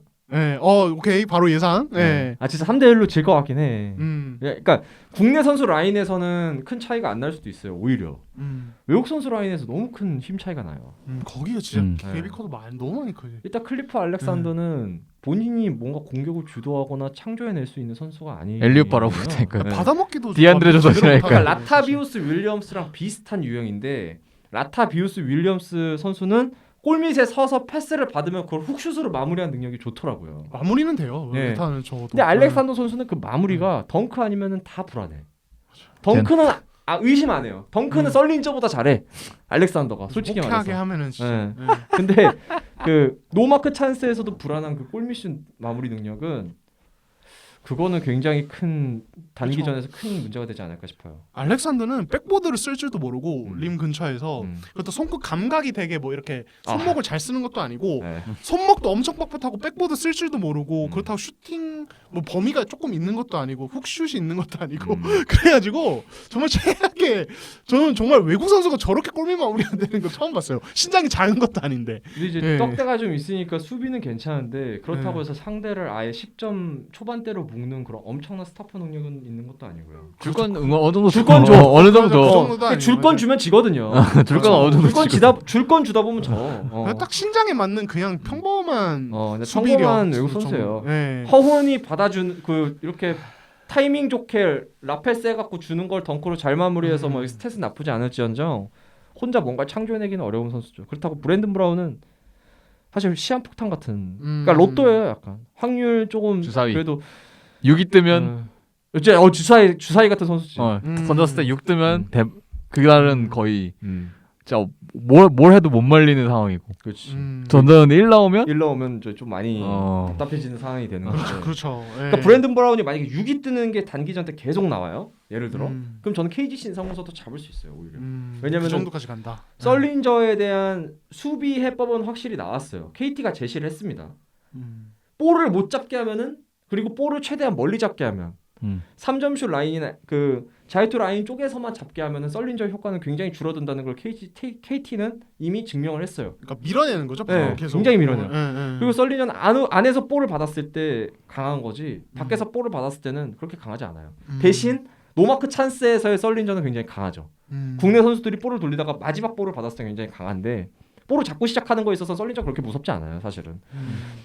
근데 그걸 첫 번째 경기 때는 잘했는데 KT가 두 번째 경기 때는 아예 저지를 못하면서 그냥 썰린저 하나 때문에 졌잖아요, 그 경기는. 다른 국내 선수들도 그렇게 잘하는 건 아니었는데 KGC가 썰린저 하나 때문에 진 거기 때문에 그 만약에 브라운이 정말 마음 먹고 그거를 수비를 잘해낸다면 전 KT가 오히려 3대 2로 이길 수도 있을 것 같고. KT 아마 3대 2. 그럴 확률이 높진 않다고 보는 거죠. KT 3대 2. 아 근데 이게 그러니까 KT 3대 2. KT 3대 2로 간다고? KT 3대 2? 이거 거의 미친놈 취급 당할 거 아니야. 네. KT가 이긴다 그러면 미친놈 취급 당하는 거 아니에요? 저희 영상 내리지 않습니다. 박제예요. 그러니까. KT 3대 2. 그러니까 이거는 송교창 선수 주변인 사태보다 더 심할 수도 있어요. 민주고 저거 드디어 미쳤다. 이럴 수도 있는 거잖아. 그 정도로 지금 전력 차이가 많이 난다 이거 아니야. 얘 제일 악마야. 어? 아 지금 다 전문가 예상이 다 그런 거 아닙니까? 네, 그렇죠. KT는 가망이 없다는 게 지금 예상이잖아요. 네. 하지만 저는 브랜든 브라운이 큰일 낚였어. 브랜든 브라운이 6강 플레이오프 때는 굉장히 강했습니다. 그거 아셔야 돼요. 네. 6강 플레이오프 때 브라운은 굉장히 강했어요. 네. 저는 그거 시절에랑. 믿고 네. 네. 3대2 KT 승리 갑니다. 오. 네. 3대2 아, 이걸 KT 참- 승리 갑니다. 이성배를 이걸 물었네. 이걸 물었네. 자, 일단 좋습니다. 민중 기자 KT의 3대2 승리. 이거 댓글에도 박아 놓겠습니다. 예. 아 근데 또 지금 최영석 기자가 이 미끼를 던지는 모습을 다 보셨기 때문에 뭐 그렇게까지 생각 안 하실 겁니다. 여러분 예. 아니 근데 이런 예상도 미끼를 있어요. 물어버린 것이요. 여러분 이랬을 이걸. 때 제가 인상공사 승리 걸면 그게 진짜 재미없는 거예요. 그쵸. 제가 예. 누굴 욕해요? 미디어데이 감독님들 뭐 재미없다고 욕할 수 있습니까 제가? 예. 가는 거예요 KT 갑니다. 아 몸으로 보여주는 네. 민중 기자는 몸소 좋습니다. 뭐 걸린 게 없잖아요. 예. 저는 KGC 3대0 보겠습니다. 그럼 저도 무난하게. 예. 저는 근데 한번 허운이 한 번은 터질 것 같아서 KGC 3대 1 가겠습니다. 예. 저 아유, 모두가 뭐. 다 같이 그렇게 예상하면 그것도 어. 좀 이상해요. 누군가는 또 이제 확실한 안전해 보이는 아, 대세를 내가 따르고 나 전자랜드 3대 0을 묻어주네. 내가 전자랜드 3대 0으로 이길 거라는 거를 이 형이 다 묻어줘. 파격을 더해줘. 저는 3대0 승부가 절대 나와서는 안 된다고 생각해요. 아 그렇죠. 딱 채워야죠. 몇 빠지죠. 다 3대2 가고 마지막 4대3 가고. 예. 네. 아, 그럼 이제 한여름에 플레이오프 결승전 하는 거죠. 한여름에. 야. 네. 반팔티 입고 반바지 입고 아 그렇죠. 하는 그렇죠. 거죠. 네. 아 좋습니다. 아무튼 그래서 민주 기자 KT 3대2, 저는 3대0 KGC, 최영석 기자는 3대 1 KGC. 3대1 KGC. 그러면은 최영석 기자 그럼 조금 이제 어느 정도 예상이 되긴 하는데 네. 민주 기자 어느 정도 얘기를 하긴 했는데 뭐야? KGC가 이기는 이유, 네, 조금 더 뭐 얘기를 한다면 본인 그러니까 입장에서. 그 트랩을 벌였다는 거? 음. 그러니까 뭐 완전 버리지는 않았을 거예요. 제가 봤을 때는 트랩이 분명히 그 플레이오프 때 그 약간의 히든 카드를 한 번씩 등장할 겁니다. 안 할 수가 없어요. 왜냐면은 시즌 내내 그 수비를 맞춰왔는데 썰린저 와서 미스매치가 안 난다고 해서 그 수비를 아예 그냥 버린다? 그건 아닌 것 같고 그거는 뭔가 그 약간 분위기 반전에서 상대를 완전히 기를 죽여야 될 때 한번 스탁 꺼내들어서 그때 왜냐면 또 아까 형들이 말했지만 안 하던 거를 갑자기 하게 되면은 당황하거든 상대 입장에서 대처가 안 되고 순간적으로 그렇기 때문에 그거를 일단은 그러니까 기본적으로 맨투맨 옵션을 가져가되 그런 카드가 하나 더 생긴 거 그리고 양희종하고 문성곤 양희종이 어쨌든 플레이오프를 앞두고 그나마 좋은 컨디션으로 돌아온 거 왜냐면은 양희종 문성곤이 있는 상황에서 사실은 공격이 물론 걱정이 되기도 하지만 그 두 선수가 함께 뛰었을 때는 근데 수비가 말이 안 되죠. 네, 사이즈, 구멍이 안 나더라. 활동량, 네. 센스. 그 뭐 3쿼터 최강의 때 선수. 그 어저께 3쿼터 때 오리온이 그러니까 이기다가 잡아먹힌 그 계기도 사실은 거적에서 이제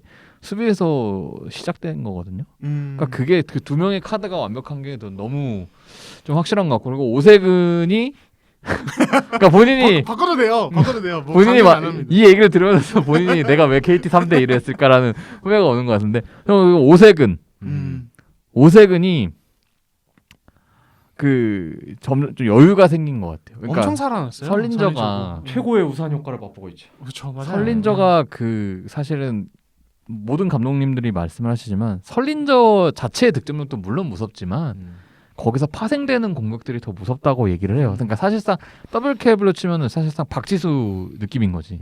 거기 박지수 그러니까 그 설린저가 어쨌든 그 뿌려주는 패스나 이런 센스나 타이밍, 패스의 질 이런 것들이 워낙 좋기 때문에 거기서 이제 수비가 균열이 나는 게 무섭다고 얘기를 하는데 그런 비슷한 플레이들을 오세근 선수도 하더라고요. 그거를 이제 오세근 선수가 직접 다른 국내 선수한테 주기도 하고 본인이 그걸 받아서 오히려 골밑에서 이제 그 스텝으로 득점을 올려놓기도 하고 그러다 보니까 너무 거기서 생겨나는 득점들이 너무 쉽게 나오더라고.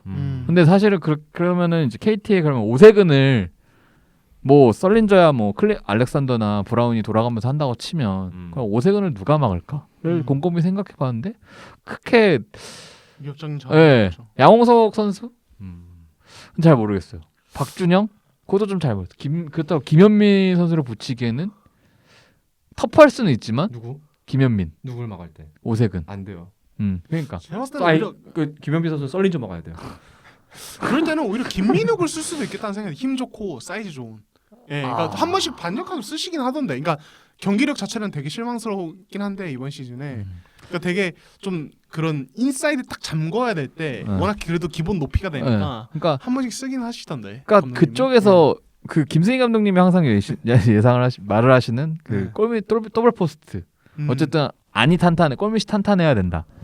그렇기 때문에 사실은 그런 것 같고 그 변준영 선수, 그러니까 라타비오스 윌리엄스가 사실은 지금 최근에 거의 안 뛰었잖아요. 근데 이게 이제 그래서 이제 겉으로는 이제 사실은 뭐 설린저가 본인이 풀타임 출전을 좀 해야겠다. 그러니까 이번에 현대모비스랑 오리온이랑 할 때는 무조건 풀타임을 뛰어야겠다. 그래서 그의 풀타임에 준하는 그리고 오리온전은 심지어 풀타임을 뛰었고요.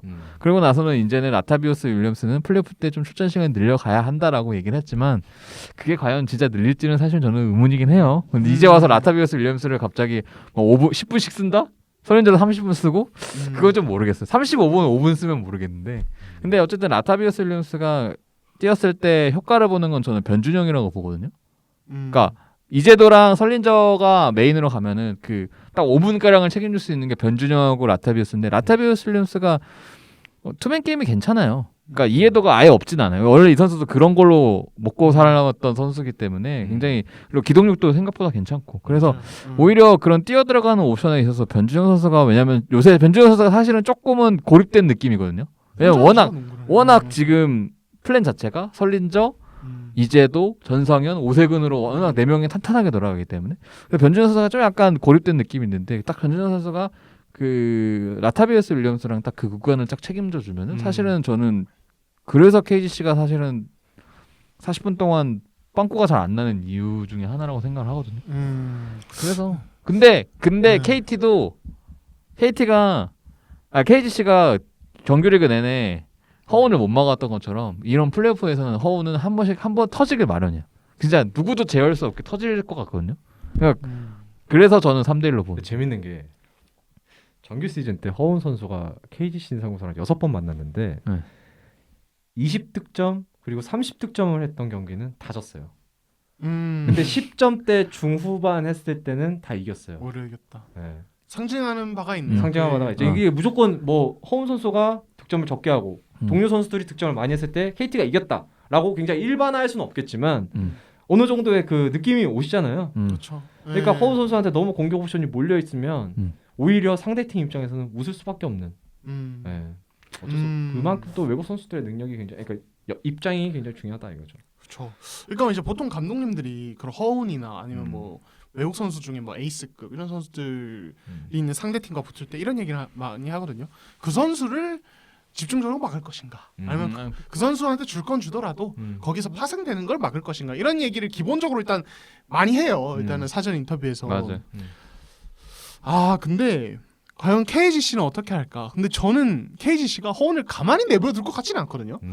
이 팀의 스피릿 자체가 그냥 가만히 1대1로 막을 팀은 아니긴 해. 그리고 어떻게 막을지도 굉장히 궁금해요. 그렇죠. 지금 허우는요 KBL에서 막을 수 없는 존재예요. 그렇죠. 지금 그 개인적인 알고도 못 막죠. 능력만은 그 예를 들어 UFC에서 P4P라고 하는데 격투기에서는 P4P 1위예요. 허우는 솔직히 말하면 진짜로. 그래서 그거를 감안했을 때 과연 이재도가 막아야 돼. 변준영이 막을 수는 없어요. 허운을. 아 그렇죠. 그리고 뭐 변준영은 트랩을 아마 한다거나 잘안 뭐 이런 할 게 거야. 아닌 이상은 대인 방어는 무조건 이재도예요. 과연 그 자존심을 회복할 수 있을지. 이재도 선수가 이번 시즌 굉장히 MVP 값으로 올라왔는데도 허운만 만나면은 굉장히 좀 아쉬웠었어요. 그러니까요. 이게 또 이재도 근데 또 이재도 이게 너무 맡기면 이재도가 수비에서 에너지 소모가 심해지면 또 그러니까 사실 6라운드 맞대결 때 보면 이재도가 되게 안 좋았잖아요. 마지막에 좀 잘하긴 했지만. 마지막에 그 클러치 샷은 난리 났었죠. 그렇죠. 네, 그러니까 그걸로 이게 이겼으니까. 그러니까 수비에서 또 뭐 에너지를 너무 쏟다가 이게 공격에서 오히려 또 이 선수가 경기력이 다운돼 버리면은 또 이게 KGC의 또 악영향이거든요. 그렇죠. 그러니까 히든 이게- 카드로 네. 플레이오프 때 히든 카드로 문성곤을 호원한테 붙이는. 와 그거 재밌겠다. 나는 이게 나올 수 있을 거라고 봐요. 충분히. 약간 최진수가 옛날에 가드 양동근을 네, 막았던 양동근 것처럼. 막듯이 그러니까 모비스가 최진수를 가드들에게 싹싹 붙이죠 그냥. 네. 근데 그래서 저는 기본적으로 이재도가 막되 문성곤이 막는 타임이 있을 것 같아요. 그러니까 이게 엄청 길 것 같진 않은데 근데 뭐 예를 들어서 KT가 그냥 뭐 예를 들어서 한 번씩 이게 너무 상황이 안 돼서 뭐 박지원, 허운 투가드도 한번 돌릴 때도 있을 거고 분명히 라인업 상황에서 그럴 때 문성곤을 그냥 아예 붙여버리는 이런 식의 어떤 상황들. 그럴 때 솔직히 또 그러면 박지원의 역할이 되게 또 반대로 또 중요해질 수 있고 뭐 그런 건데 그러니까 그런 식의 어떤 매치업 변화. 그리고 저는 이게 트랩 수비가 나올 것 같긴 한데 제가 봤을 때 KGC는 4강이나 챔프전을 위해서 또 이걸 많이 쓸 것 같진 않아요. 큰 그림을 그리시는 분이라. 그러니까 저는 약간 김승희 감독이 그 이제 현대모비스전 제가 그 현장 가서 정말 많은 얘기를 들었는데 감독님 이제 근데 설린저고 나서 너무 좀 뭔가 노멀한 어떤 게임 내용들, 노멀한 플랜 이런 것들인데 혹시 뭔가 숨기고 계시지는 않습니까?라는 어떤 다른 이제 선배 기자의 질문에 아니 당연하죠. 감독이라면 뒷주머니 하나쯤은 숨겨두고 있는 거 아니겠습니까? 이렇게 얘기를 하셨어요. 좋아. 감독이라면 당연히 그렇죠. 아니 저뿐만 아니라 모든 감독들이 다 그래요. 이런 다 말 뒷주머니 하나씩은 다 숨겨두죠. 이런 말 자체가 네. 최근 김승희 감독님의 기분을 알 수 있어. 엄청난 비유였습니다. 그래가지고 뭔가 있어. 제가 봤을 때는 그 트랩일 수도 있고, 근데 그 트랩은 내가 봤을 때 설린저가 있을 때 쓰진 않을 거예요. 라타비우스가 곧잘 잘했었고 그거 잘 기동력이 따라줬기 때문에. 있어요. 라타비우스 있을 때 뭐 앞선에서 블리츠로 그냥 트랩으로 쫙 가드를 잡아먹는다든지. 아니면은 또 이제 뭐 이제 베이스라인 쪽에 막 모는 수비 이런 것들 쓰거나 아니면 이제 시즌 중에 KGC가 초반에는 3-2 존 쓰다가 나중에 안 되니까 뭐 2-3도 쓰다가 막 진짜 존을 이것저것 많이 썼거든요. 그 중에서 뭔가 이거 쓸만하겠다 그런 거를 쓸 수도 있을 것 같아요. 그리고 그 허훈 선수가 오게티가 하나 있어요. KGC 인삼공사전 때 턴오버가 제일 많아요. 턴오버가 많다. KGC 인삼공사를 상대했을 때 턴오버가 거의 4개예요. 3.8. 맞네. 많아요. 그러니까 많이 넣고 많이 뿌려주는 만큼 그만큼 실수도 많이 했다는 거지. 그게 플레이오프 키포인트가 아닐까 이번 시리즈에. 유일한 키포인트가 아닐까. 허운을 막느냐 못 막느냐. 진짜 궁금하다. 그러니까 허운의 득점만 막으면 이기는 거고 허운의 득점과 어시스트를 동시에 못 막으면 어려워질 수도 있는 거고. 그래 아무튼 KT 그래서 3승 2패. 전 KGC 3승. 저는 KGC 3승 1패. 무난하게 가요. 그럼 허운을 뭐 믿어봐야죠 뭐. KT 입장에서는 중국은 근데 허운이 아니라 브라운을 믿는 거라서. 브라운. 그렇죠. 사실은 저는 브라운을 믿어요. 브라운이 그러니까 허운 선수가 잘하고 못하고는 중요한 게 아니에요. 당연히 잘해야 돼요. 이기려면 KGC 인삼공사를 넘기려면 허운 선수 당연히 기본으로 돼야 돼야 되는 거. 그리고 국내 선수들 당연히 잘해야 돼요. 진짜로 거기 전성현, 문성곤, 오세근, 양희종, 뭐 변준영, 이재도 다 막으려면 잘해야 됩니다. 하지만 중요한 거 서울 교수를 괴롭히려면 브랜든 브라운이 잘해야 돼요. 맞아요. 알렉산더가 잘하는 것보다는 브랜든 브라운이 잘해야 됩니다. 맞아.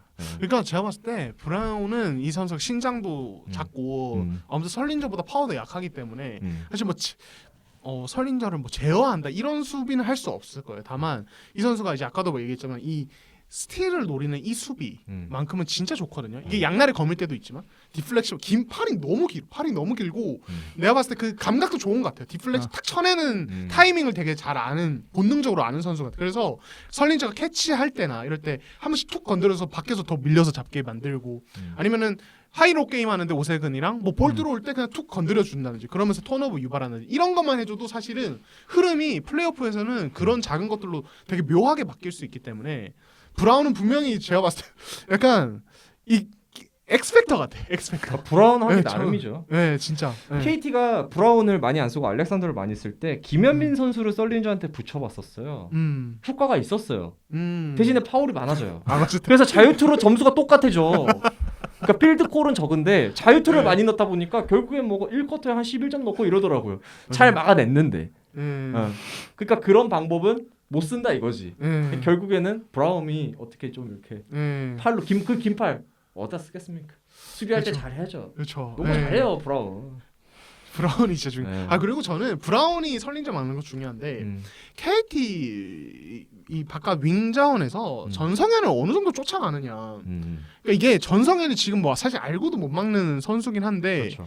근데 그렇다고 해서 이 선수가 늘 슛감이 좋을 수는 없어요. 진짜 그렇죠, 이거는 그렇죠. 알 수가 없어요, 진짜로. 맞아요. 그리고 그러면은 전성현이 그 슛감이 안 좋도록 조금이라도 더 유도를 할 수 있는가. 음. 그러니까 포인트인 것 같아요. 근데 제가 전성현 선수한테 개인적으로 좀 물어봤어요. 그러니까 그 수비수들이 엄청 빠르게 쫓아오잖아요. 전성현은 무조건 집중 견제란 말이에요.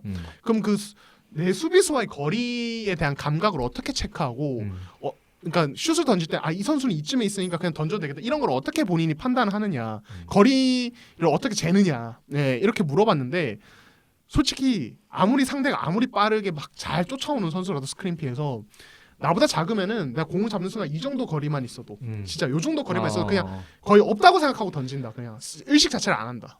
노마크 때만 던지는 선수가 아니에요. 예, 되게 요즘 전성현은 타이트한 상황에서 던질 수 있으니까. 그렇죠. 예. 그러니까 그 정도로 그냥 나보다 뭐 아무리 빨라도 나보다 좀 작거나 나랑 비슷하면은 그냥 없다고 생각하고 그냥 던져버린다. 약간만 거리가 있어도. 그래서 신경 안 쓰는데 반대로 나보다 좀 크고 이런 선수가 조금 뭐 발이 약간 느리더라도 그런 선수가 붙어 있으면 슈팅 던질 때 신경을 안 쓸 수가 없다. 그렇지.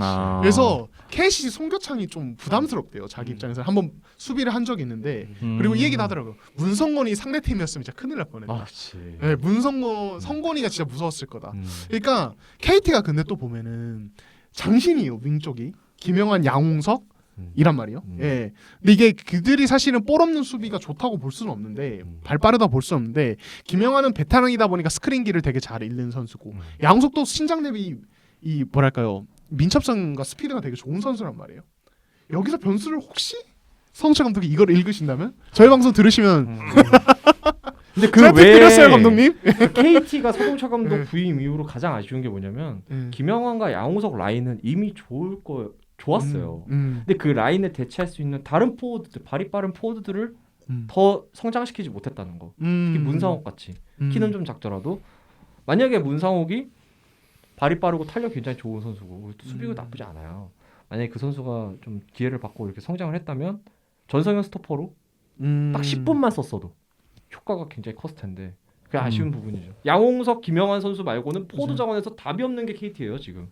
빅맨 자원 말고 박준영 이런 선수들 말고 윙에서 백업이 없죠. 네. 네. 그렇죠. 지금 뭐 그 슈터 뭐 조상열 뭐 그러니까 다 아쉬운 거지. 다 김종범 선수도 부상 때문에 못 나오고 조상열 선수도 아쉽고. 그러니까 그런 선수들이 다 외곽에서 잘해줬기 때문에 예전에 양궁농구가 이제 빛을 발했던 건데 지금은 없어요. 주전 의존도가 그래서 높아진 그래서 거고. 높아지는 거예요.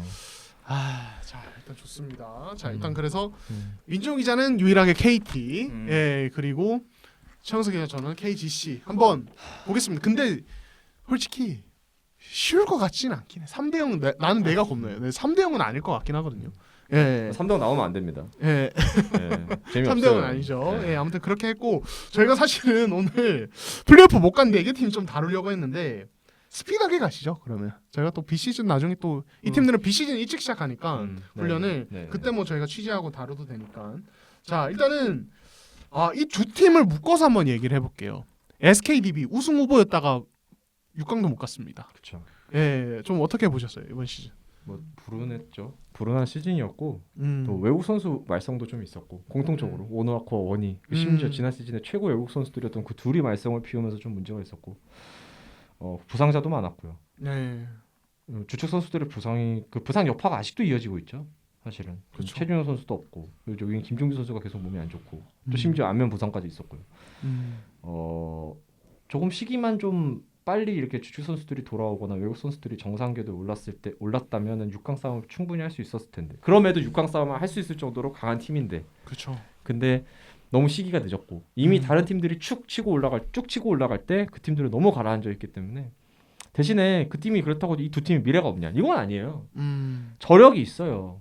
외국 선수 선택만 잘하고 기존 국내 선수들 라인업 전력층이 굉장히 두껍기 때문에 저는 이번 시즌은 그냥 한 번의 실패 다음 시즌은 그래도 또 반등. 반등할 수 있는 그 충분한 그 힘을 가지고 있다라고 생각을 해요. 두 팀이 약간 사이클이 비슷하네. 음. 잘할 땐 갑자기- 같이 자라서 맞네. 뭐보다도 챔프전 때도 그렇고 작년도 그렇고 맞네 진짜. 두 팀이 사이클이 네. 비슷하네. 아 그래서 저도 사실 민중 기자 의견에 많이 동의한 게 DB 이번 시즌 약간 안식년인 것 같아요. 오히려 맞아요. 2년마다 찾아오는 그 사이클에 안식년인 것 같아요. 그러니까 워낙 지난 시즌 또 빡세게 달렸기 때문에 이번 시즌에 그게 좀 여파가 좀 가는 것 같고 뭐 김현우 부상은 진짜 불운이고 사실은. 굉장한 부분이죠. 예, 오노아쿠는 정말 예상치도 못했던 변수고 음. 사실은 그래서 다음 시즌에 뭐 DB가 진짜 뭐 이것저것 플랜을 지금 준비할 수 있는데 일단 외국 선수 문제부터. 근데 제가 듣기로는 좀 메이튼 재계약을 좀 원하는 분위기라는 얘기도 조금 어느 정도 듣긴 했거든요. 예, 근데 요게 또 어떻게 될지는 사실 몰라요. 그렇죠, 또. 그렇죠. 예, 또 모르고. 그래서 지금 일단은 그래도 비시즌이 길어졌으니까 이제 음. 주전 선수도 쉬고 새 시즌 준비할 수 있는 여력도 생겼으니까 음. 또 아마 벤치 보강하지 않겠습니까? 어떻게든 뭔가? 그렇겠죠. 뭐라도 하지 않겠습니까? 음. 아니면 뭐 이준이나 뭐 이제 그런 루키급들을 좀 더 끌어올릴 수도 있는 게 DB가 또 그런 거 잘하잖아요. 또 그래서 이런 거 좀 지켜보면 재밌지 않을까. 예. 포인트 가드가 한 명 필요할 것 같아요. 포인트 가드. 네, 그러니까 김태술이 은퇴했죠. 이거 얘기해야 되는데 맞다. 두경민 선수가 부족하다는 게 아니고요. 두경민 선수는 확실한 1번으로 나올 때보다는 1.5에서 2번으로 나올 때 더 파괴력이 있기 때문에 맞아요. 중간에서 좀 잡아줄 수 있는 중요한 포인트 때마다 음. 항상 실책 때문에 좀 울었는데 그 실책을 안 하고 안정적으로 두경민 선수나 다른 선수들한테 패스를 뿌려줄 수 있는 포인트 가드가 있었으면 좋겠어요. 그 그쵸. 팀에도 분명히 있어요. 음. 있을 수 있습니다. 아직 나오지 않을 수도 있어요. 제가 모를 수도 있어요. 그렇죠. DB. 또 네. 성장할 수 있는 거니까. 아직 모르는 선수가 있을 수도 있잖아요. 네, 그렇죠. 네. 네. 그렇죠. 누가 있나? 네, 미중이장 이렇게 얘기하면 뭐 있는 건데 보통. 아니 그러니까 그 네. 비판하는 게 아니고요. 네. 정말 잠깐만. 지금 아직은 빛을 보지 못했는데 안정적으로 포인트 가드를 할 수 있는 선수들이 있을 수 있다는 거죠. 맹상호 선수가 처음에 좀 나오다가 나중에 좀 못 나왔는데 이런 선수들이 좀 성장을 해서. 그렇죠. 아니면 다음 시즌 중에 원정훈 선수 합류하지 않나요? 뭐 좀 뭐 시즌 중반. 근데 이제 아마 적응하기 쉽지 않을 거예요. 그 일반 군인으로 가버렸잖아요. 아 맞다 네, 맞다 맞다. 예, 일반 맞아 군대로 맞아. 가버려서 네. 좀 기다리지. 예. 이번에 갔으면 갔을 이번에 수 있어요. 지금 경쟁 좋아요. 예. 네. 굉장해요. 최약체 상무예요 이번이. 예. 네. 그래서 굉장히 할 수 있는데. 갑자기.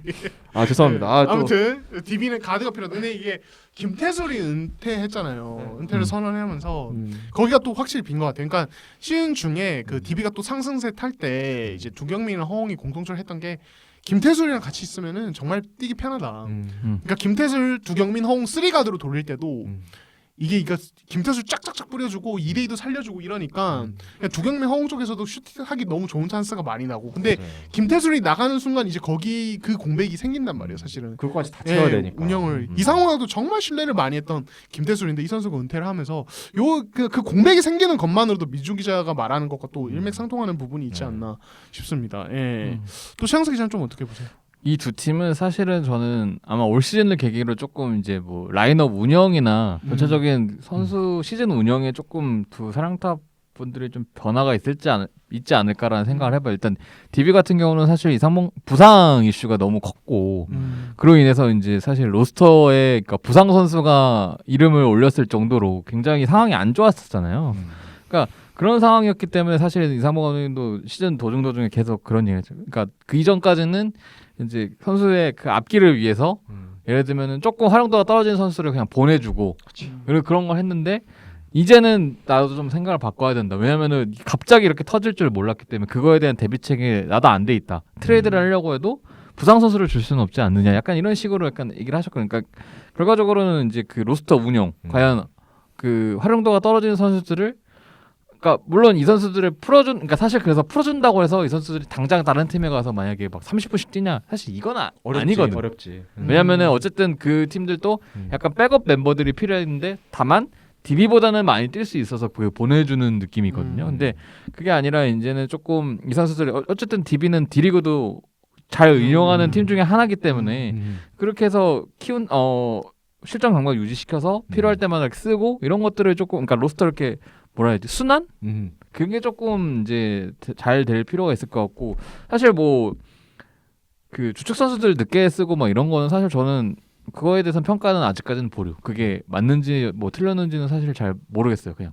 그래서 그거는 일단 보류할 거고 저는 전체적인 로스터 운영. 왜냐면 부상 선수가 만약에 사행을 대비했을 때 그런 로스터 운영에 대한 분명히 생각이 바뀌시는 시즌이 됐을 것 같고 SK 같은 경우는 저는 이제 그 주축 선수들 그러니까 무게 중심이 이제 최준용이 아니라 안영준에서 이제 옮겨가는 쪽이 되지 않을까 다음 시즌 쪽에선 저는 그렇게 보여요. 왜냐면은 안영준 선수가 저는 사실은 굉장히 조금 아깝다라고 생각하는 선수 중에 하나였어요. 왜냐면은 굉장히 롤이 수동적이에요. 그러니까 완전체 SK에서는 롤이 굉장히 수동적이야. 그 문경 감독님이 항상 얘기하는 히조스, 희생, 조직력, 스피드였는데 거기서 희생과 조직력을 담당하는 게 저는 안영준이라고 봤거든요. 특히나 희생 쪽에서 많은 부분을 다지면 왜냐면은 2대2 옵션을 장착해야 된다라고 문경 감독이 한 2, 3년 전부터 얘기를 했는데 아직까지도 메인 옵션이 아니에요. 안영준 선수의 2대2 옵션. 그래서 한번 물어봐도 굳이 김선영과 최준용이 있는 상황에서 안영준까지 그걸 할 필요는 없다. 안영준 정도는 약간은 3&D 수비에 좀 집중하고 리바운드에 집중해서 받아먹는 득점부터 하는 게 우선이다라고 항상 얘기를 하셨는데 사실은 최준용 선수가 이렇게 부상으로 떠나면서 안영준 선수가 그 좀 능동적인 옵션들이 늘어났잖아요. 그러면서 나오는 생산 선수들이 굉장히 괜찮거든요. 그러면서 이 선수가 볼 없는 움직임을 안 하는 거냐? 그건 아니에요. 얼리 오펜스 상황에서도 슈터처럼 캐치앤샷을 던지는 움직임, 그다음에 드리블을 치면서 하는 돌파를 하는 움직임 이런 거 자체 또 리바운드도 리바운드대로 요새 수치가 굉장히 좋아요. 그러니까 이런 것들을 봤을 때 저는 굉장히 그러니까 오히려 그러니까 뭐 좀 저만의 생각이지만 김선영, 최준용 무게중심보다 공격력이나 다양성을 봤을 때 김선영, 안영준이 무게중심을 가져가는 게 그러니까 최준용 선수가 조금 역할 변화가 있는 게 저는 오히려 SK가 좀 더 강해지고 탄탄해지지 않을까라는 생각을 조금 해봐요. 네. 그리고 실제로 문경원 감독이 이번 시즌 6라운드 중에 그런 얘기를 하셨어요. 안영준한테 키운다. 이것저것 많이 해보할 거다. 2대2도 시키고 그러니까 지금까지는 안영준에게 캐치앤샷 아니면 뭐 리바운드 가담 이런 분들 많이 했는데 이게 이제 최영수 기자가 얘기하는 희생과 조직력이죠.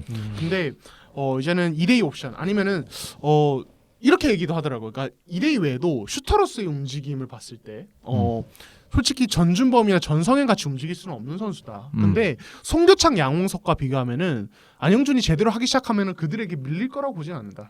보론 움직임 이런 그런 움직임 네. 괜찮아요. 그러니까 그런 것들까지 여러 가지 시켜보면서 안영준을 좀 키워볼 것이다. 다만 2대1에서는 이렇게 얘기했어요. 그러니까 김선영이 있기 때문에 굳이 안영준에게 너무 또 2대1을 너무 비중을 줄 필요 없다. 이게 아까 최영수 기자가 얘기한 건데 근데 여기서 중요한 거는 최진영을 이제 빼고 얘기를 하기 시작했어요.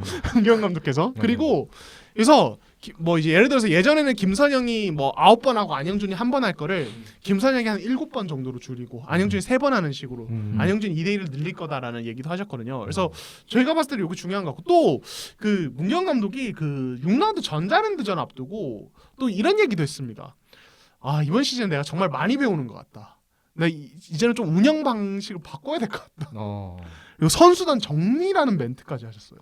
근데 그게 현실이에요. 지금 SK는 정말 문경원 감독이 부임했을 때부터 정말 오랜 세월을 같이 했던 선수들이 꽉 차 있어요. 저 그대로 딱 유지가 돼 있죠. 근데 그 선수들이 나이를 안 먹고 세월을 흘려왔다면 괜찮았을 텐데 나이를 먹었으니 그 선수들도 거기서 10살 더 먹은 거죠. 그렇죠. 노세화가 다 왔죠. 예. 아직도 뭐 김민수 선수 찾고 이런 게 말이 안 되는 거예요. 진짜로. 그렇죠. 이제 세대 교체가 보내드려야 돼요. 이제 나이가 너무 많습니다. 그리고 근데 진짜 많긴 많아요. 김민수 40 넘었어요. 네. 솔직히 지난 시즌에 뛴 거랑 이번 시즌에 뛴 거랑 비교해봐도 이전에는 점프슛 던질 때는 점프슛이나 3점슛 던질 때는 점프를 했는데 지금은 제자리에서요. 예전에 이승준 선수가 그랬어요. 그러니까 그 노세아가 온다는 거지. 점점 밸런스를 잃어간다는 거지. 부상도 너무 많았어.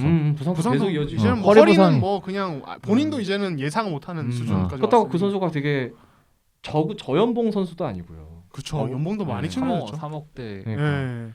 이제는 좀 변화가 있을 것 같고 그리고 이거는 뭐 다른 6강 떨어진 두 팀에게도 해당되고 솔직히 6강 플레이오프 간 팀들에도 해당되는 얘기인데 드래프트 를 통한 전력 보강이 가능한 팀들이지 않습니까? 진짜 잘하면은 뭐 최상위 픽 이번에 SKDB가 나와버리면 진짜 엄청난 일이 그래서 또 보강해서 또 갑자기 다음 시즌 때 나란히 올라갔다. 소문이 되게 많아요. 네 맞아요. 네, 그래서 제 얘기 요거 하나만 덧붙이고 미주 기자 얘기.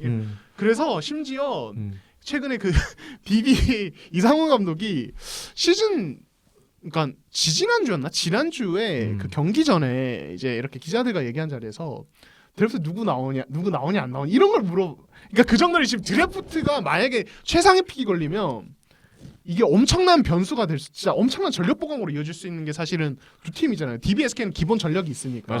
예, 그렇다고 하더라고요. 그러니까 이게 좀 재밌는 변수가 될 것 같아요. 그 두 팀에게는. 좀 민중 기자 얘기하시면은. 그 이번 네. 신인 드래프트가 많은 사람들한테 지금 잊혀져 있어서 말씀을 드리는 건데 2014년 U16 아시아 대회 우승 그리고 U16 2016 U17 세계 8강을 갔던 멤버들이 지금 나오는 거예요. 이번 올해.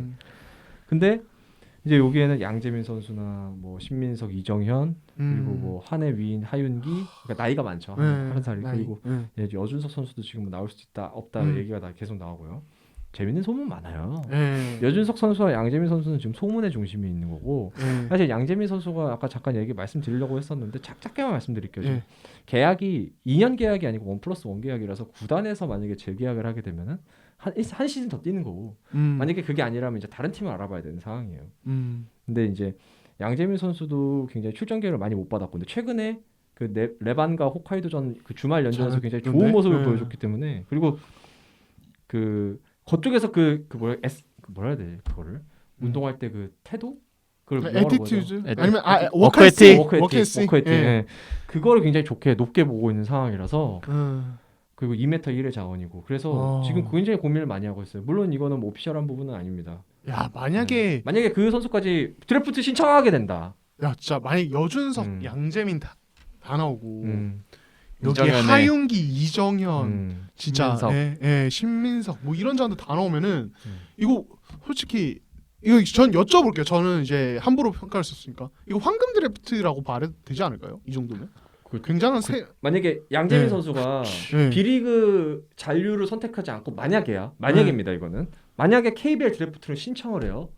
그러면 양재민, 이정현, 신민석, 하윤기 그리고 여준석이 만약에 프로 진출을 선언하게 돼서 5명이 나오잖아요. 황금 드래프트라고 할 수 있죠. 그 정도. 충분히. 그러니까 사실 뭐 이번 시즌 신인 생각보다 괜찮았지만 저평가를 받았었고 기본적으로 그 전 시즌은 더 안 좋다고 평가받았었는데 그렇죠. 비교할 수 없는 거죠. 아 그렇죠.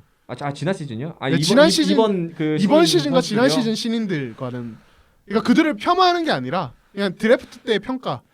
네. 오히려 지금 만약에 그 네. 멤버들이 다 나오게 되면 이번 드래프트 평가는 역대 역대급. 황금 드래프트랑 비교해도 될 것 같은데요. 근데 그죠. 여준석 그만큼. 선수가 하긴 나오잖아요. 여준석이 진짜. 근데 최근에 그 점프볼에서 중계도 있는데 아. 충계연맹전에 여준 선수가 나와서. 네, 광주고 어제 나왔죠. 네. 어제 나와서 네, 덩크 와, 진짜 장난 아니다. 근데 그 경기는 와 사실 림을 눈높이에 주고 용산고는 네. 우승 후보 영순이고 광주고는 사실 꼴찌 후보기 때문에 그걸 뭐 사실 가지고 할 수 그거를 없지만 이제 막 샘플로 삼기는 하기는 좀 쉽지 않지만 네. 1쿼터에 31대 2인가? 맞아. 41대 2였던 것 같은데. 네. 네. 엄청 그 경기는 사실 그리고 제가 소문으로 들은 건데 네. 저는 이제 이건 팩트인지 아닌지 모르겠는데 민주 기자가 알 것 같아요. 용산고가 대학팀들과의 연습 경기에서 엄청난 모습을 보여주고 있다는 소문도 그 들었어요. 무쌍 찍고 있다니까요. 다 막 잡아내고 있어요. 네. 그러니까 고등학교 팀이 그 대학팀들. 승패 결과는 잘 네. 모르겠는데 네. 그 경기력 팀이 자체. 지금 괴물 팀이에요. 용산고가. 네. 신주영, 네. 여준석. 박정환 뭐 이런 선수들이 있어서 굉장히 굉장한 괴물 팀이 됐어요. 그러니까 우승 못하면 바보야 용산고는. 이번에. 고등학교 무대에서 그 정도예요. 너무 어. 강해. 그러니까 산항 고등학교라고 생각하시면 돼요. 슬램덩크 어. 산항공학고. 어. 네, 그래서 쉽지 않아요. 이게. 네. 근데 만약에 이제 그 여주 선수가 나오게 되면은 진짜 1순위죠. 1순위. 여준석은 무조건 1순위 다 나오면. 무조건. 나이 무조건. 뭐 이런 거죠. 나이 이런 거. 아이. 여러 여준석이 가능성. 한 살이어도 1순위예요. 어? 네. 여준석이 한 살에 드래프트 나와도 1순위라고. 20년 기다리면 되는 거 아니야. 아니지 17까지만 기다리면 되는 거 아니야. 17살부터 뛰어도 돼요. 그렇죠. 예, 네. 프로 쓸 수 있으니. 예, 그렇죠. 이러고 또 네. 먹겠네. 죄송합니다. 예. 네. 근데 그만큼 여준 선수를 네. 높게 평가한다는 네, 거고. 그렇죠. 예. 그러니까 그 정도로 또 드래프트 얘기를 약간 샜는데 그러니까 그게 그러니까 SK나 진짜 예를 들어서 SK나 DB 같은 팀에 여준석이 간다. 이거는 진짜 엄청난 10년 DB는 김종규 선수랑 같이 뛸 수 있는 거네요. 그렇죠. 그러면은 외국 그죠? 선수도 막 네. 진짜 자유자재로 메이튼이 만약에 그 시즌 초반부터 있으면 굉장히 강할 것 같거든요. 예. 중간에 와서 굉장히 잘했잖아요. 예. 엄청 하기 엄청- 힘든데. SK SK 최준영 선수가 만약 건강하게 돌아왔고 안영준 선수 안영준은- 있고 김선영 네. 달리고 1, 2, 3, 여준석 4번. 달리고. 와. 네. 근데 원희가 만약에 살 쫙 빼가지고 여기서 재계약을 해요. 예. 같이 5명이 달려. 예. 썰린저도 못 막아요. 그럼 썰린저도 못 막아. 네, 그러니까요. 이게 그러니까 제가 그래서 SKDB한테 이 얘기를 하고 싶었어요. SKDB가 저 드래프트 한 방으로 이게 놀라운 전력 보강을 해버릴 수 있기 때문에 혹시. 근데 드래프트라는 게 워낙 변수가 많고 사실 그렇죠. 황금 드래프트가 모두 성공한 건 아니잖아요. 그래서 그건 그렇죠. 저는 섣불리 그렇게 막 얘기하지 않겠습니다. 네. 혹시 몰라요. 예, 혹시 모른다. 예, 일단 요 정도로 하고 자 그러면은 저희가 사실 상대적으로 삼성 얘기는 워낙 많이 해서 좀 약간 비중이 적어지긴 했는데 자 삼성 어떻게 보면 변화를 좀 눈앞에 둘 수도 있는 팀인데 어떻게 뭐야? 보세요? 무슨 변화? 예, 변화가 뭐 있을까요? 코칭 스태프의 변화도 있을 수 있고 지금 소문이 엄청나게 많이 돌고 있으니까 아니면은 로스터의 변화라든지 예, 그러니까 지금 이제 그 시즌 중에 있었던 이관희 트레이드로 인해 이제 모 선수가 갈 수 있다는 얘기는 뭐 많은 분들이 이미 알고 계시고 네네. 근데 이게 뭐 그거에 대해서 저희가 아직 확정이 아니기 때문에 되게 말씀을 드릴 수 없겠지만은 어떤 선수가 LG와 삼성이 추가로 한 선수 한 명씩을 바꿀 수 있다 이 얘기는 다들 알고 계시고 그러니까 그런 것들까지 감안하면은 예, 또 김시래와 함께하는 첫 시즌 모든 선수들이 다 건강한다고 했을 때도 다음 네. 시즌 만약에 추가 전력 보강이 없는 다음 시즌에 삼성은 6강을 더 못 보죠. 네, 외국 선수를 뭐 썰린저를 2명이 데려오면은 모르겠는데 썰린저 거 선수를 2명이 데려오면은 모르겠지만 그게 아니고 이번 시즌처럼 힉스 그리고 화이트 그 예전에 있었던 뭐그 믹스 고반. 사실 고반은 좀 언급하기 좀 힘들고 사실 근데 그 세 선수 믹스도 그래 그렇다 쳐 힉스 정도 되는 선수가 있었음에도 이번에 어려웠잖아요. 안 됐잖아요. 그렇죠. 그러니까 사실 이거 외국 선수의 문제라고 보기는 애매합니다. 국내 자원의 문제. 네, 국내 자원의 문제라고 이미 답이 나온 것 같고 그리고 오로지 선수들의 문제라고 또 볼 수도 없는 부분이고 그리고 선수들이 경기에서 다른 팀과 비교했을 때 공격은 모르겠는데 수비에 대한 집중도나 적극성이 굉장히 떨어진다는 거는 너무 나와 있잖아요. 이걸 바꾸려면 삼성처럼 자율적인 농구 터치 안 하는 농구 쉽지 않을 것 같아요. 이렇게 삼성이 4년 연속 플레이오프 진출 실패란 말이에요. 근데 구단 최초 아닌가 이거? 예, 최단 이게- 기간인가 그러잖아요. 예, 최장기간인데다가 지금 다른 팀들 중에 4년 연속으로 못 간 팀이 없을 걸요? LG가 19년에 가고 못 가고 이게 2년 연속 정도고. 그 꼴찌했던 동양도 그 정도는 아닐 텐데.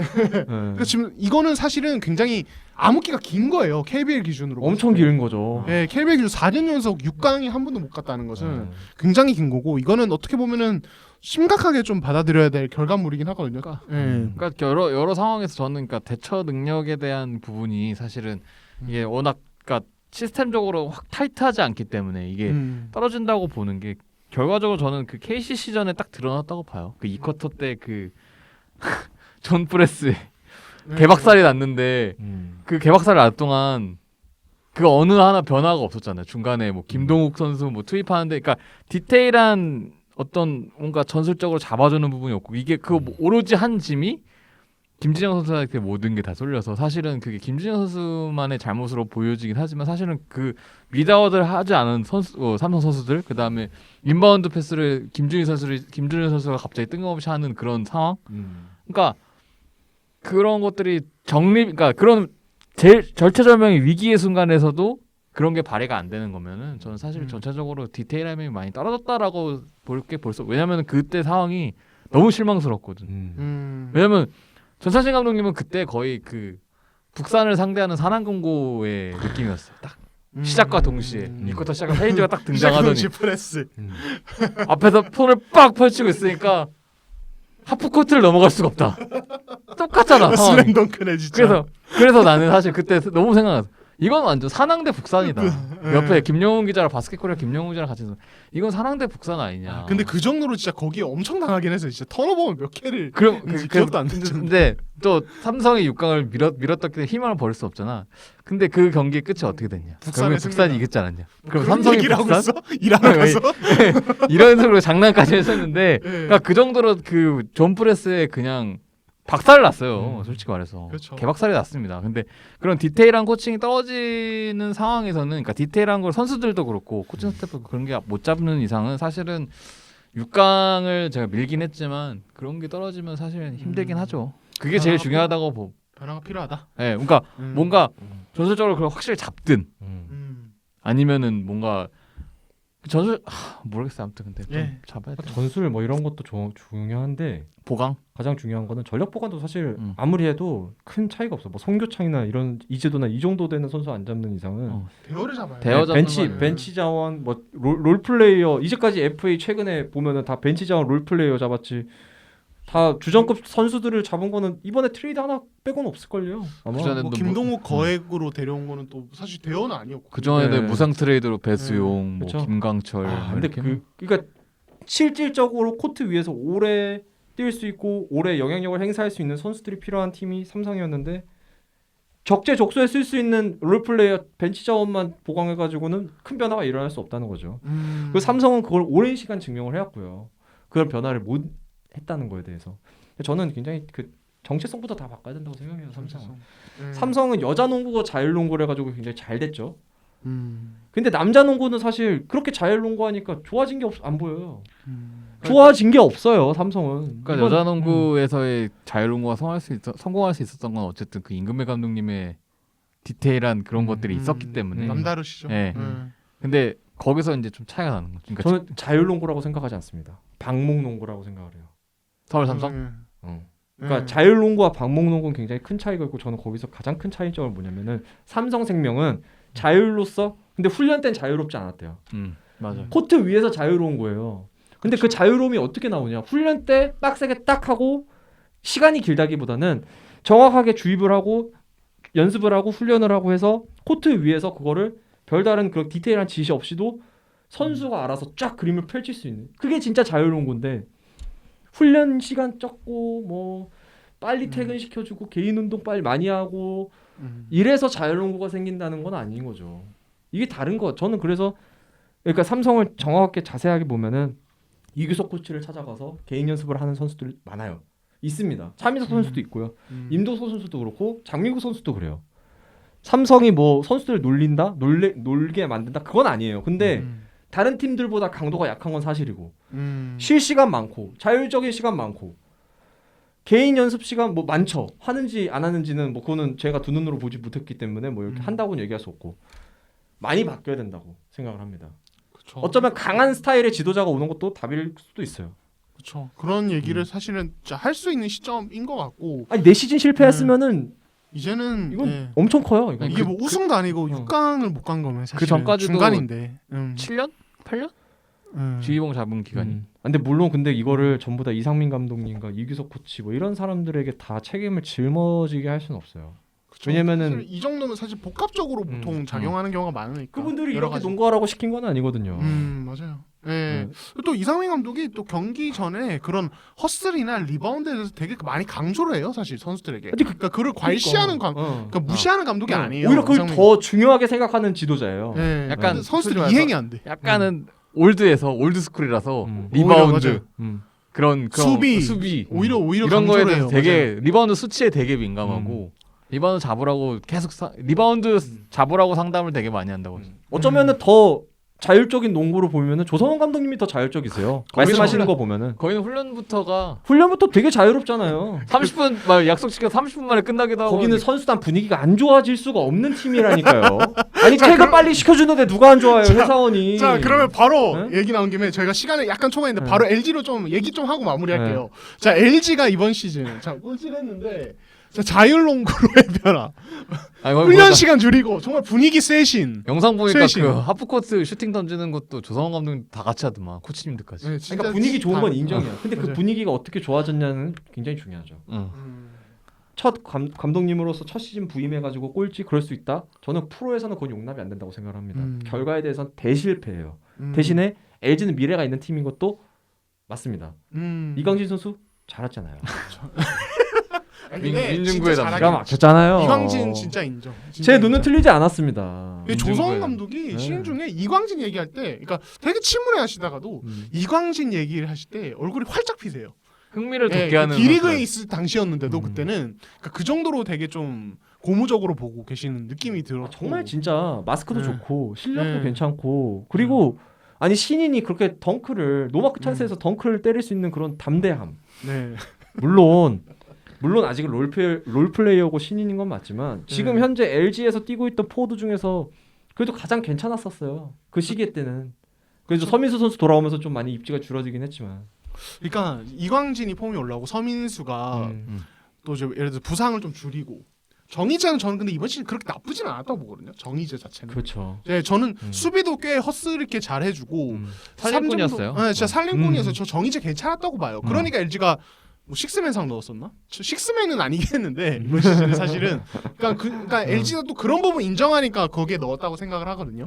그래서 이 정의재, 서민수 여기 이광진 라인이 만약에 좀 레벨이 조금 더 높아지고 안정화가 되면은 저는 나쁘지 않을 거라고 봐요. 나쁘지 않을 거. 예, 뭐 수준이 아주 좋다 이렇게 말하기는 좀 힘들 것 같고. 그리고 이제 뭐 앞선에 네. 투자하면 그렇죠. 지금 뭐 이관희가 잔류하느냐 마느냐 이 이슈가 있는데. 이관희 플러스 이제 뭐 또 공격형 가드를 또 넣느냐. 근데 저는 이관희 선수 잔류해야 된다고 봅니다. 이관희 LG 선수- 입장에선 잡아야 돼요. 이관희 선수는 모르겠는데. 저번에 말했지만 LG의 이관희는 기량발전소 후보라니까요. 그러니까 이 그 정신력 있잖아요. 스피릿이라고 하죠. 그걸 확실하게 LG는 잘 녹아든 것 같아. 삼성은 그거를 약간 튕겨내려고 했던 것 같고. 그러니까 삼성은 이관희가 가지고 있는 승부욕과 이런 걸 굉장히 부담스러워했던 팀이라면 LG는 그거를 굉장히 잘 받아들이고 잘 융화시킨 팀이라고 생각을 해요. 그러니까 이게 그러니까 조성원 감독도 어떻게 보면 좀 자율적인 분위기. 오죽하면 초반에 조성원 감독 오고 제가 듣기로는 초반에 선수들이 그러니까 안 그런 어떤 훈련과 그런 거 익숙해져 있다 보니까 이렇게 해도 되나 약간 지금도 그래요. 지금도. 걱정 섞인 목소리. 예. 지금도 그래요. 이거 맞아? 예, 이렇게 해도 되나? 그러니까 이런 얘기가 있었는데 사실은 그럴 때 선수 중에서 확 이제 리더십을 발휘해서 그런 분위기를 만들어주는 선수가 필요하거든요. 예. 근데 삼성에서 제가 그냥 느끼기에는 이관희는 이게 뭔가 같이 다른 선수까지 같이 못 갔던 것 같아요. 이관희 정말 노력파로 엄청 유명했는데, 근데 LG에서는 이게 뭔가 같이 가게 되는 분위기가 여기 왜냐면 강병에 있는 다른 베테랑들이 같이 있어주니까 힘을 좀 모아줄 수 있는 그런 차이가 좀 있는 것 같고. 삼성도 아예 이관희 선수를 배척한 것도 아니고요. 그렇진 않죠. 아까 튕겨냈다는 거는 하나가 되지 못했다는 거지. 그러니까 그렇죠. 이관희 선수의 가지고 있는 그 스피릿을 원팀으로 다 묶이지 않았다는 거고 LG는 다 묶였다는 거지. 그 차이예요 지금. 보면. 맞아요. 예, 그래서 뭐 예를 들어서 그 경기에서 부상 당하긴 했지만 삼성전 전에 뭐 이관희가 이렇게 따로 코칭을 해주는데 다 같이 모여서 얘기를 하는 이런 것들이 사실은 어떻게 보면 팀으로 뭉쳐가는 과정이고 이거 보컬 리더로서의 그런 역할이. 보컬 리더. 그래서 저는 LG가 잡아야 된다고 봐요. 진짜 LG는 무조건. 이관희 무조건. 네. 그리고 저는 이관희 입장에서도 LG는 남아야 된다고 봅니다. 솔직히 하고 싶은 LG만큼 하고 싶은 농구 할 수 있는 팀이 잘 없을 맞아, 거예요. 맞아. 이관희 입장에서. 맞아요. 하고 싶은 거 잘하는데 네. 또 잘 돼. 그렇죠. 예. 맞아. 그게 더 중요. 그러니까 잘 맞는 거지. 네. 이게 아무리 오래 있던 팀이라도 안 맞을 수가 있고 뭐가 스타일이 안 맞을 수 있는데 지금 딱 오래된 새 연인을 만났는데 너무 잘 맞는 거야. 그렇죠. 어떻게 보면 이번 이관희에게 LG는 이번 연인을 비유하자면 결혼 상대를 만난 것 같아. 결혼할 사람이에요. 예, 연애가 아니라 영원히 여기서 또 이제 결혼 죄송합니다. 얘기를 해요. 방송을 정도로 마무리 평생- 짓기 위해 항상 함께 가약을 맺어야 힘이 돼. 다 빠져버리네. 방송을 마무리 짓기 위해 무리수를 이렇게까지 던져서 가약을 맺어야. 얘들아 우리 그만 얘기하자. 이거 딱 그거 지금. 아니, 비유를 했는데. 근데 LG는 저는 그 성적은 대실패일 수 있으나 미래는 굉장히 밝은 팀. 내년에 LG 6강 밀겠습니다. 이게 다음 진짜 시즌- 근데 6강 갈 수 있을 것 같아. 아니, 이게- 4위 보면 4위. 그러니까 이게 결국에 조성 감독 올 때 이 FA 선물이라고 많이 얘기하잖아요. 근데 그게 아예 없었단 말이에요. 근데 이번 오프 시즌이 어떻게 보면은 약간 선물을 줄 거야, 이번 시즌이 진짜 그걸 LG 또 그래서- LG가 통 큰 구단이거든요. 사실 LG는 FA 전력 보강이 전혀 없는 팀이었어요. 박경선 네. 선수, 최승욱 선수 들어왔다고 하지만 그거는 그 선수들은 주전급 선수가 아니에요. 맞아요. 예. 적재적소에 잘 활용할 수 있는 벤치 자원이죠. 그렇죠. 예. 그렇죠. 굉장히 사실은 힘드네요. 롤플레이어에 가까운 그러니까요. 선수들이고 LG의 어떤 이 투자 의지를 생각하면은 분명히 큰 손이 될 수 있다. 그 선물을- 선물이 되려면 네. 송교창 소프트캡 20억에 딱 하고 예. 셀캡 이제 뭐 소프트캡으로 바뀌었으니 돈 쓸 수 있는 만큼 쓸 수 있으니까요. 예, 그렇죠. 대신에 아무- 이제 사치세랑 50번 내면 되니까. 예, 그렇죠. 농구 발전 기금 내고. 아유, LG 그렇죠, 돈 그렇죠. 많잖아. 예, 그렇죠. 좋은 우리나라 대표 대기업 아니에요. 그렇죠. 예. 좋습니다. 갑자기 엄지척. 송교창 20억 딱 하고. 예. 20억. 그러니까 아무튼 LG의 이번 오프 시즌 잠깐만. 근데 KCC도 엄청나죠. KCC도 굉장히 KCC는 투자를 잘하는 구단이기 때문에 놓칠 생각이 없는 저는 걸로 알고 있어요. 20억 딱 하면은 30억. 죄송합니다. 아니 경매. 이렇게만 끝내면은 KCC 팬들 네. 또 혼낼 것 같아가지고. 예. 아니 근데 이렇게 또 해야 재미가 네. 있어. 사실 돈 경쟁이 붙어서 뭐 KCC 는 시장이 막 이렇게 과열되고 이러면 사실 우리가 뭐 그냥 보는 입장에 재밌게. 아 근데 그러면 선수가 또 네. 김종규 선수처럼 네. 또 부담 많이 갖고 네. 오르면 어떡해. 돈 받는데 그거는. 내가 한 말 아닙니다 팬분들.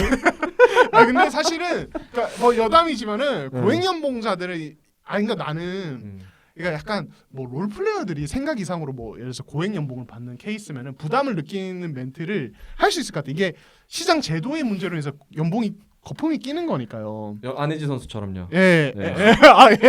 예. 근데 네.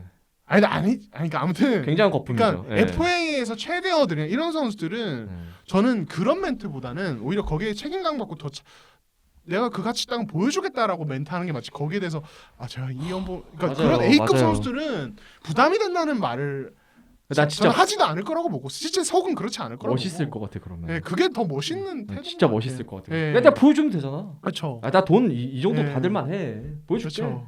그래서 이제 방금 이러면 민주 기자 되잖아요. 언급하신 그 선수 같은 경우는 뭐 부담이 된다고 했다는 얘기가 굉장히 파다하게 퍼져 있는데 예, 아무튼 그러니까 그거는 프로 선수가 아닙니다. 그런 식으로 대응하는 거는 저는 네. 프로 선수랑 자격이 주어지면 안 된다고 생각해요. 3억이면 더블 캡의 연봉 상한선 아닌가요? 저는 네, 안혜지 3억. 선수가 잘하는 선수라고 생각을 해요. 예. WKBL 최고의 포인트 가드 중 한 명입니다. 그 굉장히 머리가 좋고 패스도 잘하고 팀은 비록 최악의 시즌을 보냈지만 네. 안혜지 선수는 굉장히 빛났어요. 예. 근데 저는 그런 그 화법이 자기 자신의 가치를 굉장히 깎아먹는다고 생각을 합니다. 그래서 저는 그렇게 좋은 선수는 아니라고 생각을 해요. 실력은 좋지만 이 프로 선수로서의 그런 보여지는 게 그렇게 좋지 않다는 거죠. 예. 네. 실력을 까는 건 아닙니다. 좋습니다. 네. 예. 자, 이렇게 갑자기 저희가 매번 보면 마무리가 더블 캡이. 좋습니다. 마무리가 늘 더블 캡으로 가는데 모자에도 W를 쓰고 W 적혀 있네. 이거 어디 모자예요? 와이번스 아니죠? 아이고. 사라진 와이번스. 이거 저희 연서시장에서 사는 건데 네, 굉장히 좋아요. 저희 동네거든요. 아, 네. 동네에서. 네. 예, 좋습니다. 아무튼 이렇게 저희가 4개 팀까지 디테일하게 좀 나름 디테일하게 얘기를 해봤고 제가 이제 뭐 새로운 소식 다음 주에 또 다루고 좋습니다. 플레이오프 다음 주는 뭐 플레이오프 얘기를 많이 하게 되겠죠 아무래도. 아 그렇죠. 그렇죠. 그 1차전식을 아마 치렀을 때니까.